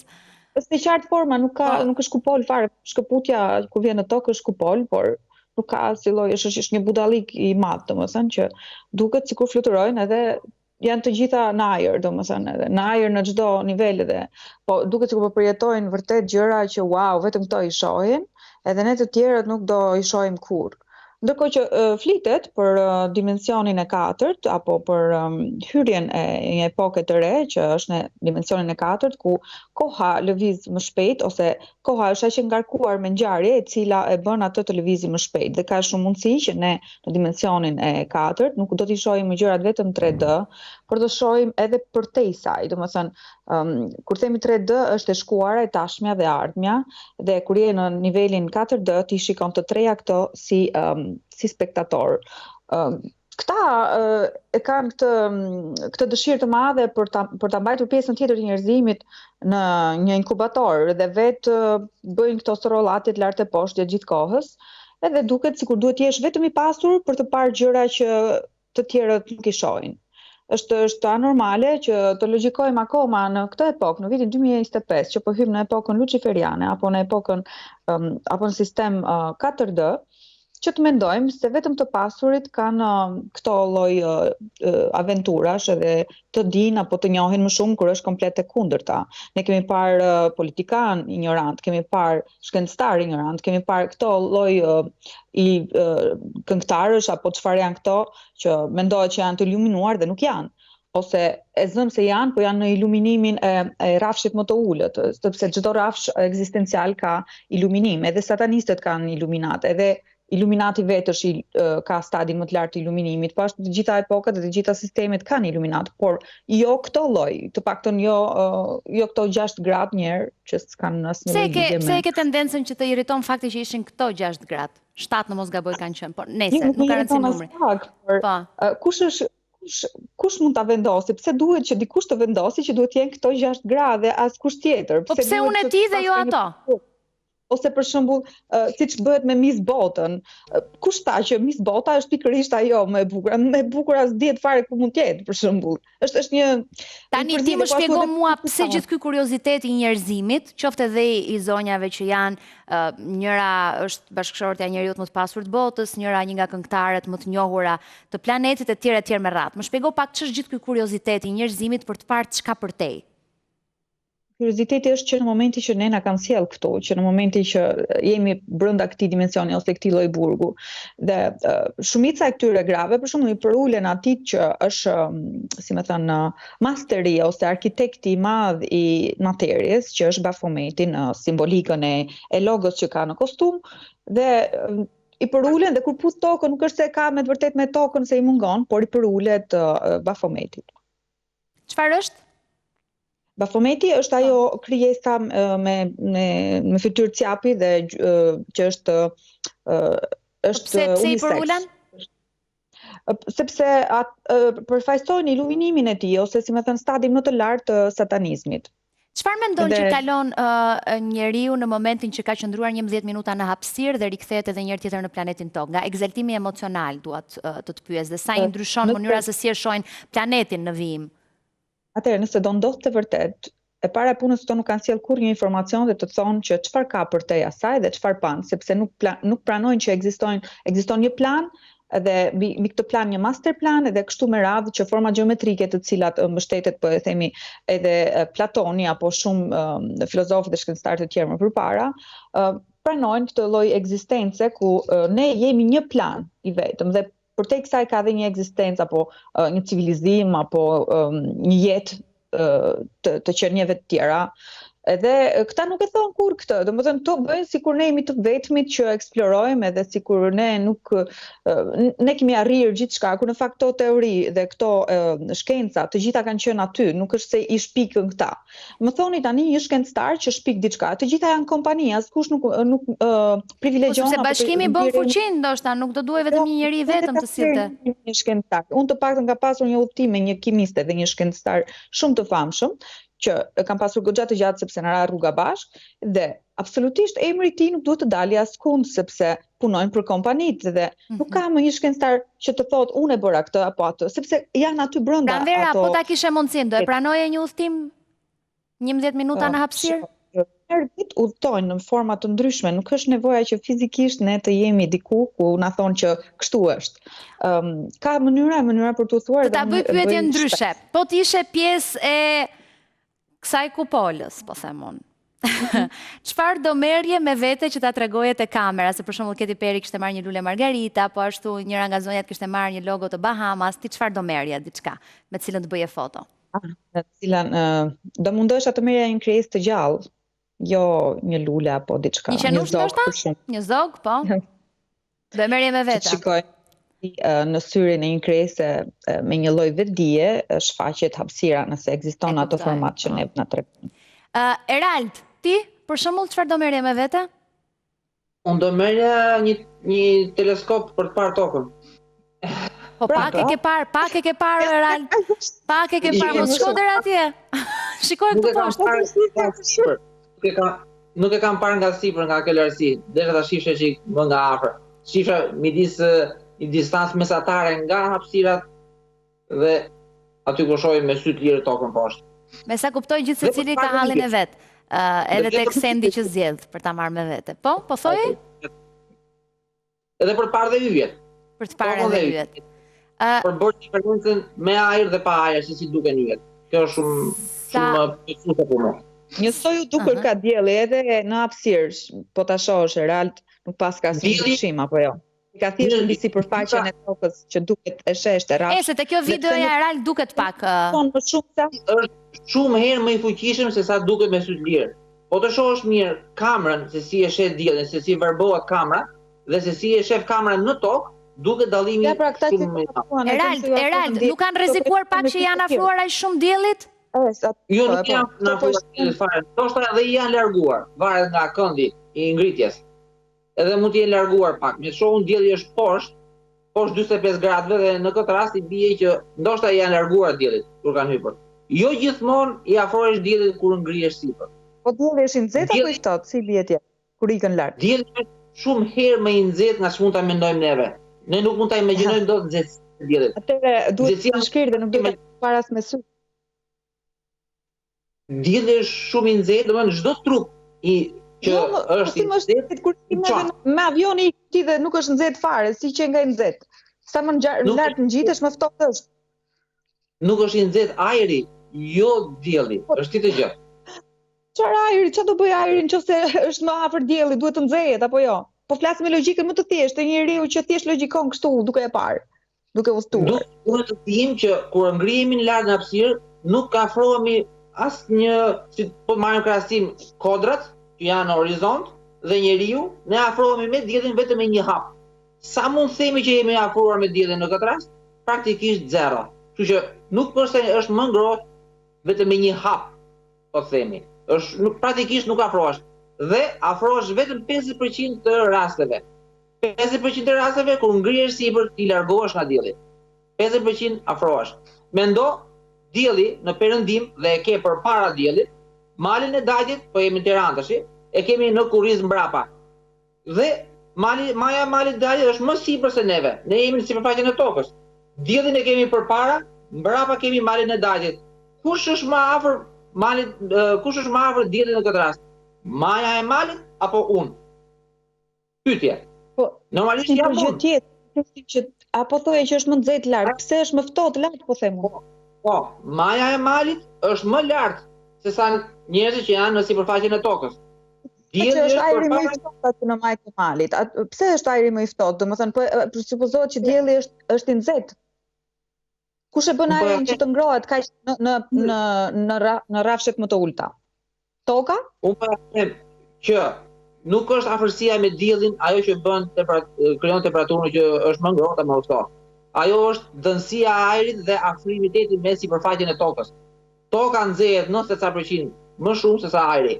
Dhe ajo jep nxehtësinë kryesore. Plus densiteti i ajrit, rastësia e ajrit poshtë ngrohet shumë më tepër se sa ajri i rrallë që është sipër. Praktikisht ajri i sipër nuk ngrohet fare, është shumë i rrallë dhe nuk është afër tokës. Erald, mos u shfokusohet ta sqarosh me terma, domethënë profesional, po me terma sa më të thjeshtë ta kuptojnë ata që na ndjekin. Pyetej pranvera po të bën është si ka mundësi s'kan shkrir kur i kanë shkuar aq afër diellit. Pra kur ti vë syze se nuk e shet dot diellin nga këtu poshtë ku jemi ne, si ka mundësi që ato zonjat atje s'kishin nevojë as për syze? Ato nuk e kanë parë diellin me sy. Po ishte rrezë e thonë me kamera, i ato me sy. E kanë patur mbrapa diellin, nuk shihet dielli nëse shumë i fuqishëm. Shihni filmin me kujdes, dhe asnjëherë nuk janë drejtuar apo nuk kanë parë diellin me sy. Dielli i godet vazhdimisht duke filmuar, i vjen përballë, të paktën një rrezë do të ishte aq e fuqishme, me që je aq afër, sa nuk do shikoje dot. Janë xhama teatrare të errët që e rregullojnë pamjen. Për atë punë nuk është problem për atë. Por ja shikoni për shumë, po të godasi kjo, dije që nuk shikon dot, sipas asaj teorie. Po. Dielli është shumë i fuqishëm. E ka vetë shife. Sa shkëlqen dielli, megjithëse nuk ka hyrë në fokus, përsëri ai e vatë dritën dhe verbimin e fuqishëm. Dielli në hapësirë nuk shihet as me sy mbyllur, aq i fuqishëm është. Normalisht. Të vret shumë syt dhe normalisht nuk duhet të rish jashtë një kozmike as më shumë se 10. Duan ta bindin vazhdimisht sepse do të plot herën e parë dhe duan të na bindin tani që është e vërtetë që ne prapë ikim në hapësirë dhe e bën kështu tamam si Tiranë Durrës. Për çfarë duhet të na bindin vazhdimisht që ne ikim në hapësirë? Sa po ishin ata të tjerët që doli plofe, gjithë ishte hologram. Dhe tani prapë këto të tjerët, kam kaq vjet që vetëm shikoj që atë lloj formati tokë dhe asgjë më shumë. Pse nuk na tregojnë diçka më shumë? Çfarë shohin tjetër? Pse gënjejnë? Nuk ka asgjë tjetër përveç se gjysma e hapësirës është toka, e ka zënë toka dhe gjysma është qielli, është njësoj sikur jemi në tokë. Vetëm qielli është i zi dhe ditën. Nuk ka ndonjë dallim të madh. Nëse ne do kemi tokën kaq të madhe, do kemi glob. Do marrim glob. Po që dielli ka qenë, pse duhet ndriçonte vetëm tokën, nuk ndriçon edhe përreth saj? Edhe përreth, edhe anija kozmike e ndriçon, edhe planetet i ndriçon, edhe gurët, pluhurat që janë aty ndriçon. Gjitha. Sipas teorisë së globit që ne vim vërdall diellit. Dielli është kaq i madh sa duhet ndriçonte përreth tokës dhe toka është kaq e vogël në krahasim me diellin apo jo, në teorinë që kemi studiuar. Sa do i madh të jetë burimi i dritës, sferën e ndriçojnë vetëm gjysmë. Nuk mund të jetë shumë e madh këtu dielli, po nuk mund të shojë anën e brendshme. Atë duhet pranojmë që edhe dielli lëviz, pra ose vetëm dielli lëviz dhe toka nuk lëviz. Nuk do e bindesh dot as ti Erald pranverën as pranvera ty për udhëtimin, po. Po kalojmë nga një degë në degën tjetër. Unë po mundohem për hijen dhe për dritën, kalojmë ke lëvizja. Nga lëvizja ne nuk po ta bëjmë kaq të vështirë pyetjen që ti na shpjegosh hijen, dritën, lëvizjen. Unë të thash, pse un kam nevojë në planetin Tokë të vë syze kur dal në rrugë dhe ka diell, dhe Keti Peri në hapësirë që e ka më afër se sa unë supozohet, ndoshta e kam unë gabim, më shpjego ti, nuk ka nevojë fare për syze. Ti thua se i ri me kurriz, po dhe unë diellit në tokë kur i ri me kurriz prap kam nevojë për syze.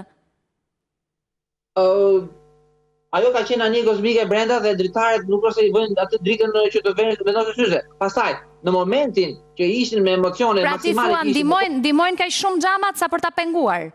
Pra janë për një arsye pse janë ashtu.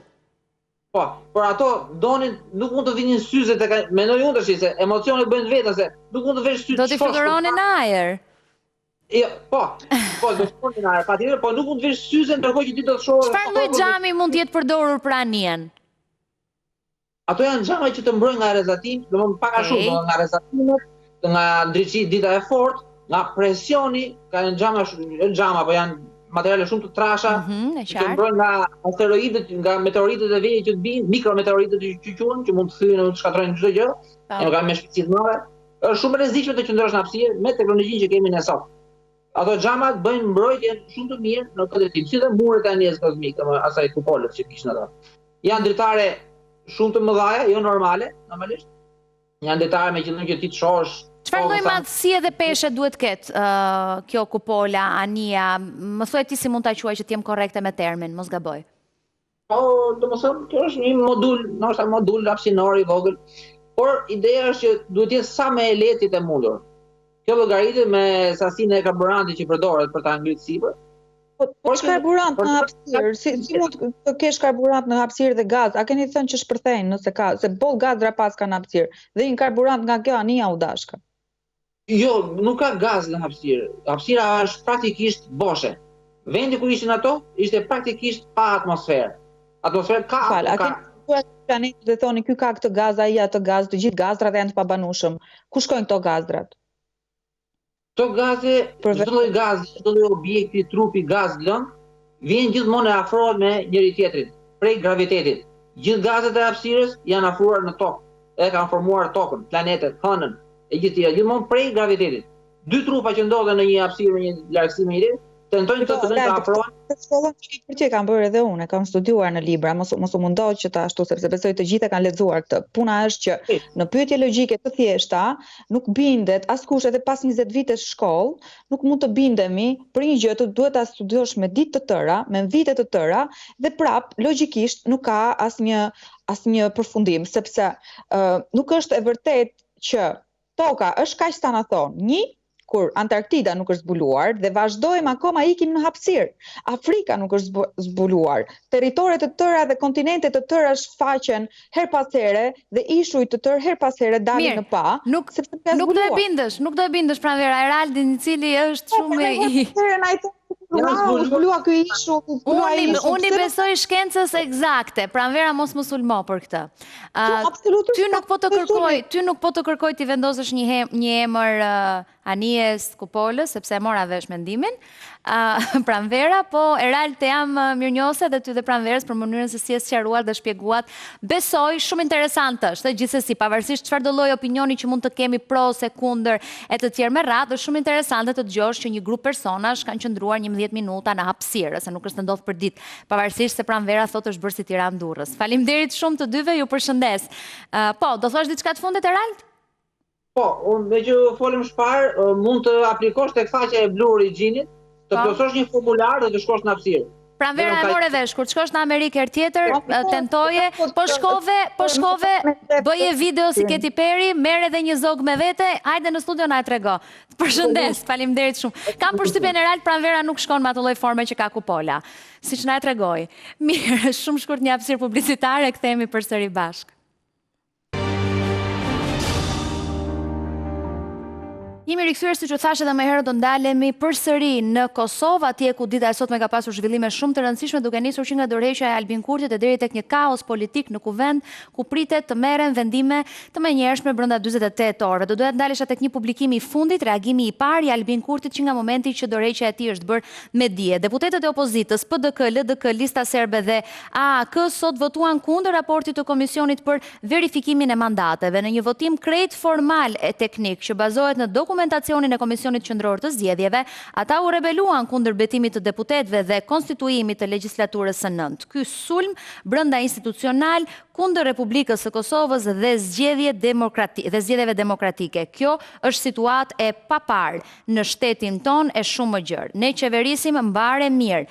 Këta lanë nam e bëjnë lajm të keq për shtetin ton, se janë kundër qeverisë së Republikës dihet, por se janë dhe kundër vetvetes, këtë e mësuam sot. Ky është reagimi i parë zyrtari Albin Kurtit që prej momentit që u bë me dije zyrtare letra ku ai shfaqte dhe dorëheqjen. Teksa do doja të përshëndesja zotin Dritro Arifi, ekspert i marrëdhënieve ndërkombëtare. Faleminderit shumë zoti Arifi për kohën tuaj. Fillimisht, mirëdita. Do doja nëse mundet një koment tuajin për këtë reagim të Albin Kurtit. E nisim nga këtu për të shkuar më pas tek dorëheqja. Ju duket politik reagimi, sulmues apo sqarues? Përshëndetje.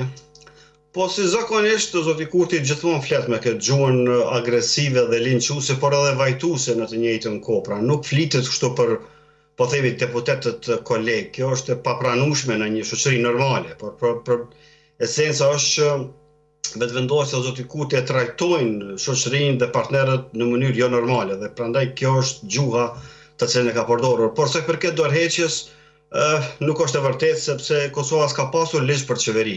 Pikërisht vetëvendosja në pushtet e ka votuar ligjin për qeverinë e Kosovës. Pra, një ligj që është shumë i dobët, megjithatë, por ligjin duhet respektuar ashtu si është. Pra, aty kërkohet që në Kosovë nuk mundet të jetë edhe deputet edhe në ekzekutiv edhe në legjislativ. Pra nuk mund është në njëjtën kohë të jesh edhe kryeministër edhe deputet. Dorëheqja jepet në qeveri, publikohet në websajtin e tij. Në ditën që është certifikuar deputeti, ai është dashur që të jep dorëheqje. Pra në ditën që certifikohet, sikur që ka ndodhur me Bedri Hamzën edhe shumë të tjerë, pra në ditën që i kanë pyetur a dëshiron të bëhesh deputet, këta kanë thënë jo dhe kanë dhënë dorëheqje nga posti i deputetit. Pra kështu do duhet të ishte rrjedhoja logjike parimore, baza e demokracisë në Kosovë, të paktën kështu si është ndërtuar, që mos të kemi 2 mandate sepse është konflikt interesi. Nuk mund të thush jam deputet dhe në mesditë të shkosh në zyrën e kryeministrit, pra kjo logjik nuk funksionon. Prandaj edhe kemi këtë kaos. Por edhe nëse kish kalu raporti komisionit për certifikimin e mandateve, kishte me qenë jo kushtetues dhe kushdo që e kishte dërguar në kushtetuese kishën pas shkelje të kushtetutës dhe rrjedhimisht mund të kishën pas manej, si po thënë, anulim të gjithçka ose të kthehemi në pikën 0 ose të anulohet e gjithë procedura. Prandaj duhet pasur kujdes se si bëhet kuvendi, se si bëhet qeveria, pra edhe pse nuk i kanë pasur numra tash në pyetje janë disa varianta. Varianti i parë është që vetëvendosja qëllimisht e ka krijuar këtë situatë, nuk i kanë nxjerr ato 61 numra që kanë thënë që i kemi, me qëllim të krijohet ky precedent që ja të tjerët nuk po dëshirojnë. Po kur ti je partia fituese dhe e ke numrat, kjo nuk do duhet të ishte problem numri, se do duhen 61 vota për të kaluar certifikimi i partive politike. Pra, gjithçka po shkon nga ajo që vetëvendosja nuk po dëshiron qeveri, ose të paktën një qeveri jo deri në zgjedhjet lokale. E kuptoj qartë, megjithatë ju tentoni ose përpiqeni që me finesë të flisni për prapaskenat që kanë këto lloj lëvizjesh. Por nëse do kishte vërtet një prapasken që i leverdis Albin Kurti të zvarris dhe zgjat edhe më shumë këtë kohë, a do të thotë që është në bashkëpunim me PDK-n, AK-n dhe LDK-n që po marrin këto vendime apo çfarë? Jo, sepse ata normalisht për vetëvendosjen janë të papërfillshëm, por esenca është që po të kish pasur vullnet serioz politik, të cilin po pretendojnë që e kanë, shumë e thjeshtë është. Me 10 shkurt të këtij viti është dashur që të fillojnë negociatat për qeverinë e re, pra një koalicion i qeverisë. Ne nuk kemi pa negociata, nuk ka pa transparencë fare, zero, ne nuk e dim cila është politika e qeverisë së re do duhet të ishte për energjinë, për shumë gjëra tjera, e për dialogun e kështu me radhë, ne nuk dim asgjë. Ne vetëm dim që çka flitet në publik, pra çka flitet si sekret publik, e shikoni sa jo transparencë gjithçka mbahet. Pra, një parti që është fituese dhe është e sigurt dhe ka një vizion të saktë se ku do të shkojë, ajo është pak më transparente. Dhe kjo jo transparencë po na dëshmon që nuk është asgjë e vullnetshme që për të rregulluar. Dhe për dorëheqjen dhe ne po them, dorëheqja do duhet të jepet në qeveri dhe në parlament, jo në këtë formën se si është dhënë, aty nuk shprehet decisivisht. Jo, e kam të qartë, po me lejen tuaj, meqense mund t'i bashkohet bisedës sonë edhe deputetja e PDK-s Blerta Deliu, faleminderit shumë zonja Deliu për kohën tuaj. Ju jam mirënjohëse, do doja t'i hedhim një sy publikimit të zotit Albin Kurti dhe të më shpjegoni se çfarë arrini të merrni si mesazh kur ai thot deputetët e opozitës, citon edhe PDK-n, LDK-n, si listën serbe dhe AK-n, votuan kundër raportit të komisionit për verifikimin e mandateve dhe në fund fare ai e mbyll që janë kundër qeverisë e Republikës dihet, por që janë dhe kundër vetvetes, këtë mësuam sot. Çfarë bëri PDK-ja dhe pse mori këtë vendim? Po, si që dini, Partia Demokratike e Kosovës është bërë pjesë edhe në fakt një komisioni cili ka pas për detyrë verifikimin e mandateve të kësaj legislature. Ju e dini që është çështje e procedurave për konstituimin e Kuvendit Kosovës, vetimin e deputetëve dhe me theks veçantë themelimin e institucioneve të reja të dala nga zgjedhjet e fundit. Ne që në start jemi përfaqësuar në Komisionin për verifikimin e mandateve me përfaqësues të Partisë Demokratike të Kosovës. Deputeti Përparim Gruda, që ka qenë pjesë e këtij komisioni, ka thënë qartësisht që përpjekja e shumicës, ose më mirë të them partisë, e cila ka fituar zgjedhjet, që të bie ndesh me kushtetutën me një vendim i cili në fakt që në start është kundër kushtetues dhe është kundër ligjit, cilin vetë kjo shumicë parlamentare mandatin e kaluar e ka votuar, po i referohem ligjit për qeverin, nuk mund të jesh edhe deputet i zgjedhur i Kuvendit të Republikës së Kosovës, edhe kryeministër, dhe të njëjtën kohë të jesh ose kryeministër ose ministër, sepse çfarë kemi kërkuar është që të kemi në radhë të parë dorëheqje të anëtarëve të qeverisë nga detyrat e tyre. Gjë nuk ndodhi. Nuk mund të ketë dorëheqje të shkruar në një letër. Dorëheqja, siç u tha edhe nga parafolsim, bëhet në qeveri, bëhet në institucione ku jipet një dorëheqje para qytetarëve të Republikës së Kosovës, të cilin unë e pash në fakt që kishte një përpjekje të partisë fituese për të zvarritur një proces, sepse është plotësisht e kundërt e asaj që ka ndodhur. Ju e dini që në Komisionin për verifikimin e mandateve 3 parti të cilat mandatin e kaluar kanë qenë opozit, Partia Demokratike e Kosovës, Lidhja Demokratike e Kosovës dhe Aleanca për Ardhmërinë e Kosovës kanë votuar kundër. Në fakt vota e vetme pro një forme të tillë siç kërkonte kjo shumicë parlamentare ishte vota e Lëvizjes Vetëvendosje dhe e Lista Srpskas për të vazhduar me procesin e verifikimit të mandateve. Ne nuk dëshirojmë që të kemi shkelje të kushtetutës, sepse u tha me plot të drejtë nga Dritoni edhe paraprakisht, kushdo që në të ardhmen i drejtohet institucionit të gjykatës kushtetuese, ka shkelje të thellë të në fakt kushtetuese në një precedent cilin do ta krijonte Kuvendi i Kosovës në rast se do të merrte shumicën e nevojshme dhe të kalohet të bëj verifikimi i mandateve të deputetëve të Kuvendit të Kosovës. Çfarë hapash do ndiqni në vijim në momentin që zoti Kurti publikon atë letër, thotë që në datën 27 unë kam dorëzuar dorëheqjen time e të tjerë me radhë. Çfarë ju takon ju të bëni brenda 48 orëve?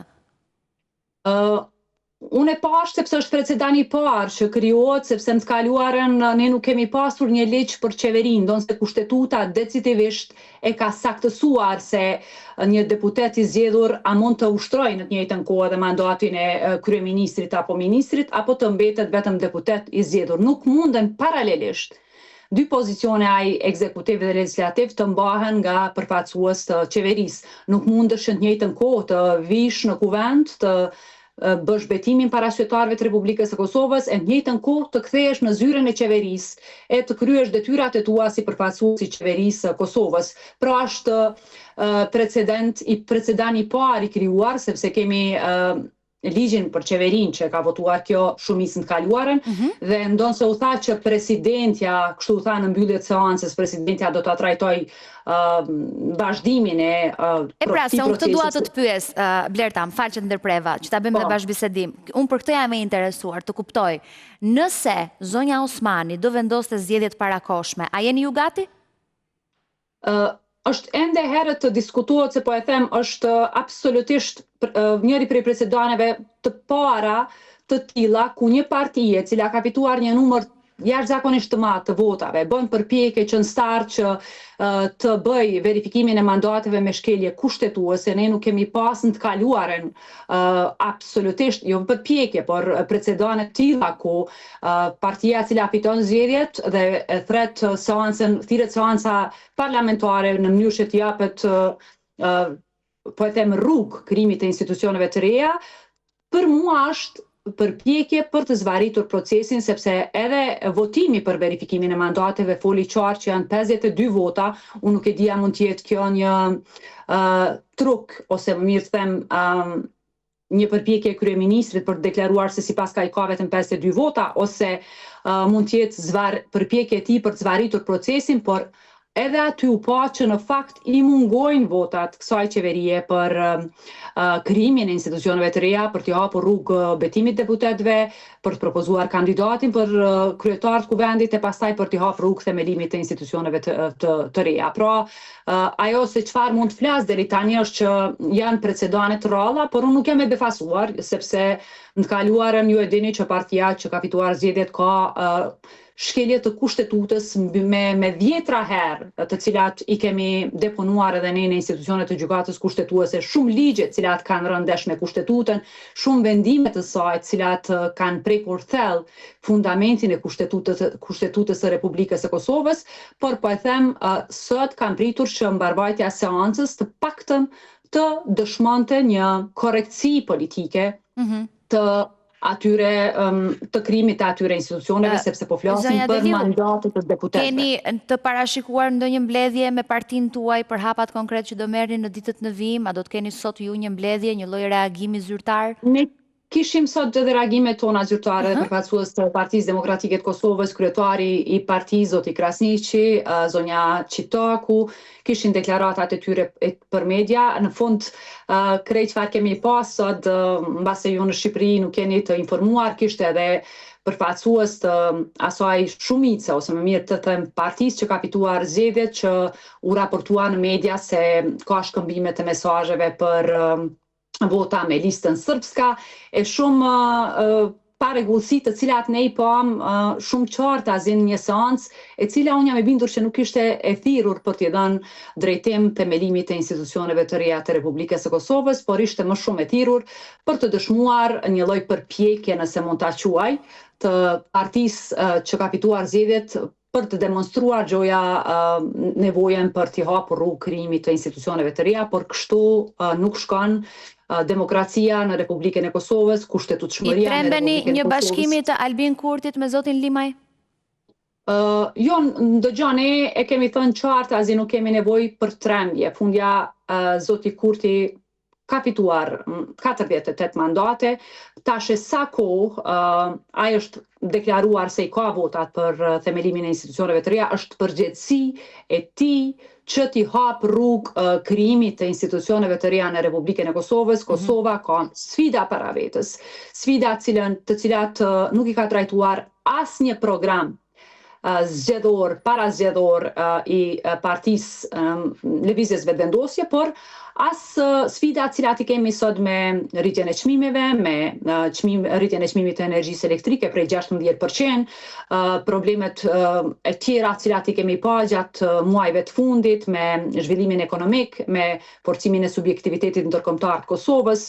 Këto janë sfida të cilat një parti me përgjegjësi të lartë që fiton zgjedhjet do duhej të ngutej që t'ju dilte ballë e t'i hapte rrugë, po e them kësaj zvarritje të gjatë të një procesi të dalë nga zgjedhjet e 9 shkurtit. Zonja Deliu, të falenderoj shumë. Faleminderit edhe për sqarimin, shumë faleminderit. Mirë, për të vijuar bisedën me ju, zoti Arifi, ju realisht mendoni se Albin Kurti mund të ketë një rrugë shpëtimi me një lloj marrëveshjeje politike që mund të bëjë me zotin Limaj duke i propozuar atij ndonjë post të rëndësishëm siç mund të jetë kreu i kuvendit, po marr unë shembull. Po, unë besoj që vetë kanë marrëveshje, sepse sot sipas raportimeve u pa që Nisma ka votu, domethënë se janë 52 deputet. Nisma ka votuar, domethënë raportin e komisionit të përkohshëm për verifikimin e mandateve të deputetëve. Kështu që Nisma veç është në lojë, po themi ka një koalicion të heshtur, edhe pse publik nuk është bërë asgjë konkrete, por ajo çka po shihet dhe çka po flitet në diskursin publik, pikërisht për shkak që siç e potencova, çdo proces që ka jo transparencë është proces manipulativ dhe mashtrues. Pikërisht kështu po përfundojmë gjithmonë, pikërisht për shkak të këtij mentaliteti, por unë besoj që kanë një koalicion dhe qeveria mund të bëhet, edhe pavarësisht që sot ka dështuar seanca e parë, sipas të rregullorës mbledhja e kuvendit nuk mbyllet, as nuk ndërpritet, por vetëm mund të pezullohet dhe të vazhdohet çdo 48 orë derisa zgjedhjet të vazhdon deri te zgjedhja e kryetarit dhe nën kryetarëve. Por për fat keq këta nuk e njohin ligjin dhe kushtetutën dhe prandaj kemi këto skena kaotike. Po mirë, kjo është rasti pa parë më herët, nuk është se ka ndodhur, kështu që nuk është ndonjë lloj çudie që ti gjej kaq të papërgatitur të gjithë eksponentët politik. Çështja është kushtetuta dhe ligji çfarë thon. Kushtetuta thotë që mbledhja e kuvendit konstitutiv nuk ndërpritet asnjëherë, ajo vetëm mund të pezullohet dhe vazhdohet çdo 48 orë derisa të ketë zgjidhje, por normalisht nuk mund të shkojë në pambarrim, ajo duhet brenda 60 ditë të zgjidhet gjithçka. Pra të zgjidhet kuvendi, kryesia e kuvendit nuk mundet në pambarrim që ta dërgoj gjithë çështjen. Por kjo nuk ka ndodhur asnjëherë, prandaj po them është kjo edhe nëse nuk është e qëllimshme, ashtu po duket të jetë e qëllimshme, sepse logjika nuk na dërgon që partia fituese mundohet që të fitoj kohë për çka. Domethënë është pak nonsens se nëse dhe thonë që i kanë numrat, atëherë ku është qëllimi me u vënu. Çfarë besoni ju që është duke ndodhur në rast se janë gjitha këto pikpyetje që ju ngrini? Po ka shumë pazare brenda, ka shumë pazare. Pazare ku janë të përfshirë kush?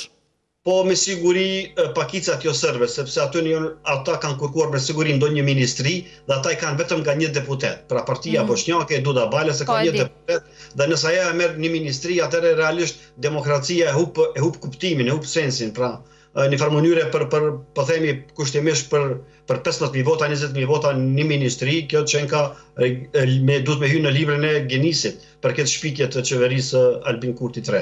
Prandaj ka shumë paqartësi. Unë prandaj them, në momentin që nuk ka transparencë, atë neve na lejohet me supozu gjitha gjërat të cilat nuk janë në standardin. Kush është më në vështirësi nëse kemi zgjedhje të parakohshme?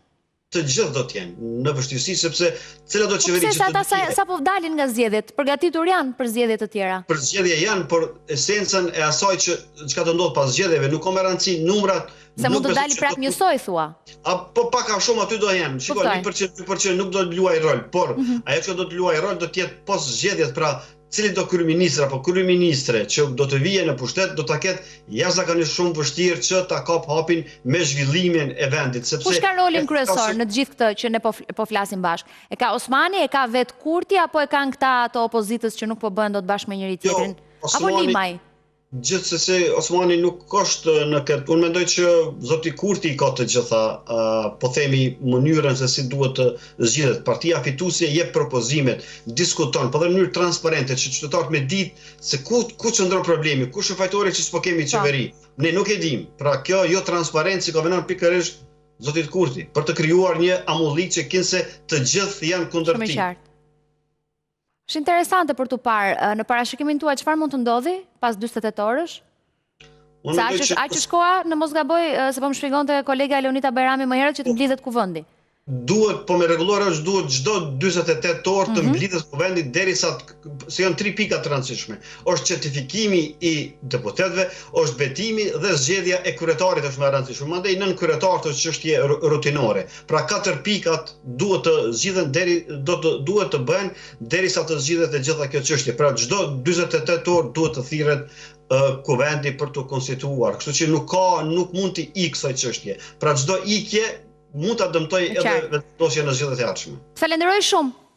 Jerifi, për kohën. Përshëndes, shumë faleminderit. Mbetet për të parë se çfarë do ndodh. Gjithsesi gjasat janë që edhe mund të mblidhet përpara 48 orësh, po thjesht ky është afati, kështu që bën mirë që e sqaron në këtë lloj forme. Faleminderit shumë.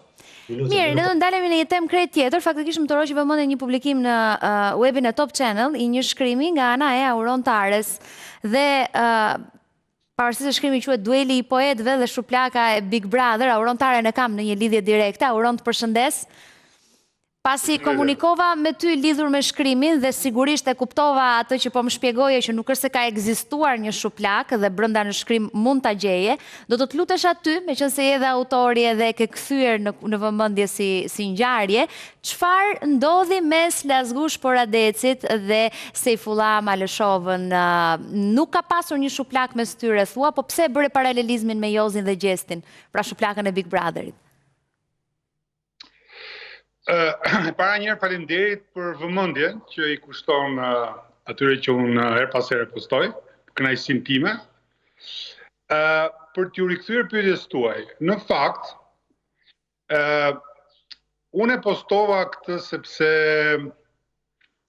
më troqi vëmendjen këto 2-3 ditë e fundit një zhurmë mediatike për ca sherrë në një emision, të cilët jepet në televizionin tuaj, të cilët për i të vërtetës nuk e ndjek dhe nuk e kam iden se çfarë është apo çfarë ndodh, por më bëri përshtypje zhurma mediatike dhe më kujtua kjo gjysmë legjend që qarkullonte në vitet 80 në Tiranë. Unë e mbaj mend nga disa personazhe ku thuaj se poeti Lazgush Poradeci, një poet i ri në atë kohë, i kishte kërkuar Sejfullah Maleshovës një duel në hallin e Dajtit. është një përshkrim ky në mos gaboj nga Ismail Kadarea, nuk e di se nëse ka ndodhur ashtu si thuhet, pra është kërkuar një duel në hallin e Hotel Dajtit,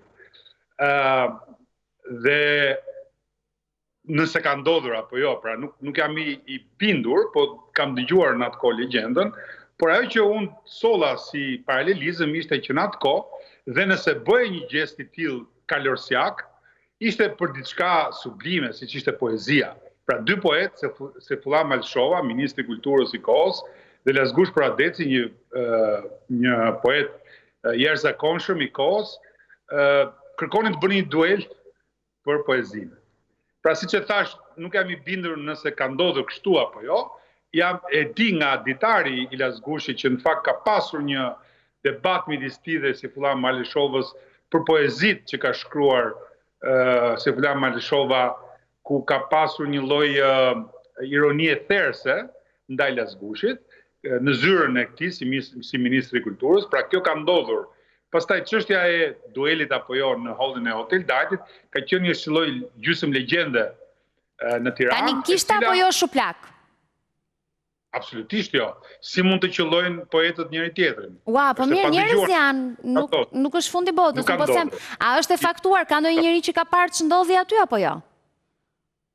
Siç ju thash, ka qenë një legjendë gjysmë legjendë e përfolur në Tiranë, me shumë mundësi nga Ismail Kadarea, i cili këtë përplasjen e Lazgushit dhe Seyfullahit në zyrën e Ministrisë Kulturës e ka nxjerrë nga ato përmasat burokratike dhe e ka hedhur si një gjest kalorsiak në holdin e Hotel Tiranës, mbushur me partizan, me oficer, aleat e tjerë, në nëndorin e 45-ës.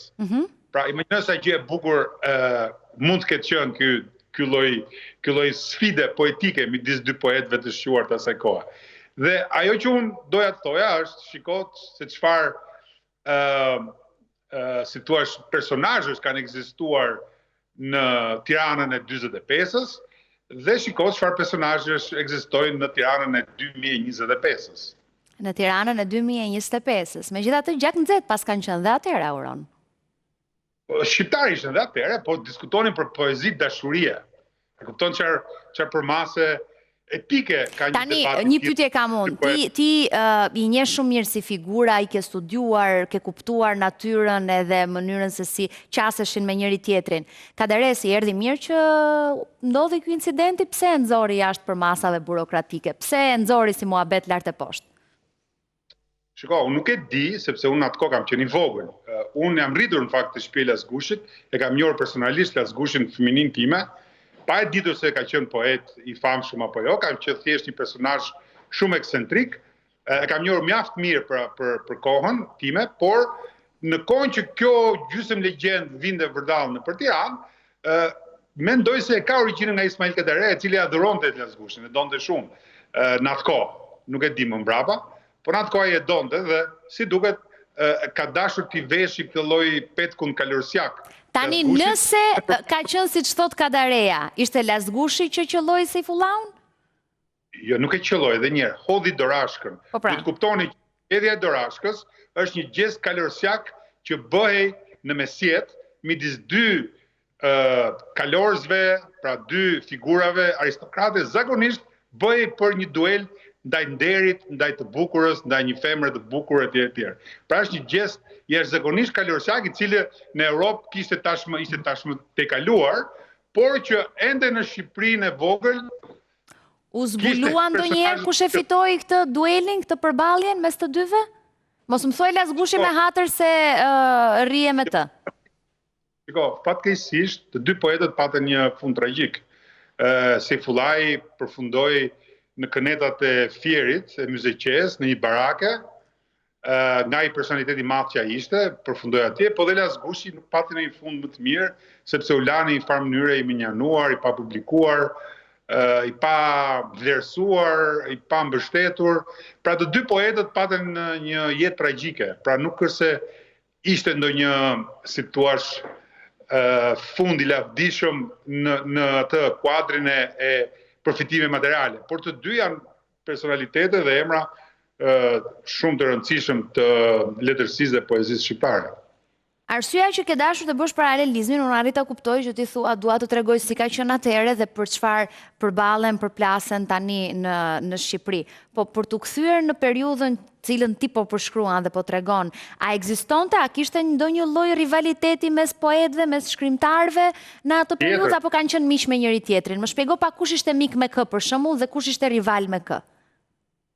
Shko, Lazgushi ka qenë mik me poetët e Malësisë, pra poetët e Shkodrës. Ai ka dash dhe ka qëndruar me ta në dijenin time. Unë nuk jam ekspert i Lazgushit, por kam lexuar mjaftueshëm për të dhe ato që ai ka pasur. Pra ai ka pasur një, si thua, dashuri apo një edhe qëndrim me poetët e Veriut. Sejfullah Malishova ka qenë një tjetër personazh, ka qenë një pen shumë e mpret, ka qenë njëri politik. Lazgushi ishte i tërhequr në jetën e vet private, ndërsa Sejfullah Malishova ishte shumë i angazhuar në politikë, ka qenë sekretari i Nolit, ka jetuar në shumë vite në emigracion në Europë, në Vjenë, në Paris, ka qenë antar i Konares, do në komiteti ndërkombëtar i Internacionales Komuniste, ka bërë shkollë në Moskë dhe në Leningrad, atje është persekutuar dhe është përzënë si vazhduesi i Buharinit, pra ishte një nga këto ideologët e mëdhej sovjetik. Pra, Sejfullah ka qenë tjetër njeri, ka qenë tjetër Ishte shumë interesante dhe e bukur që e di çfarë më pëlqen mënyra që ti përpiqesh të bësh paralelizma të periudhës atëherë me periudhën tani dhe ti do të nxjerrësh padyshim në duke faktin që sa fisnike ka qenë përballja në atë periudhë dhe në ç'lloj mënyre përballen tani. Auron, t'jam mirënjohës, edhe shkrimi ishte shumë interesant, do e këshilloja faktikisht kushdo që na ndjek ta lexoj. Më vjen mirë që e ke ndjekur dhe që e kupton se çfarë dua të them. Faleminderit, përshëndes Auron. Mirë, me këtë bisedë me Auron Taren kemi mbritur në fund dhe bashkë do të shihemi sërish nesër në të njëjtën orë, por mos u ndani nga ekrani Top Channel, pas pak do të jeni me edicion informativ të orës 15. Mirupafshim.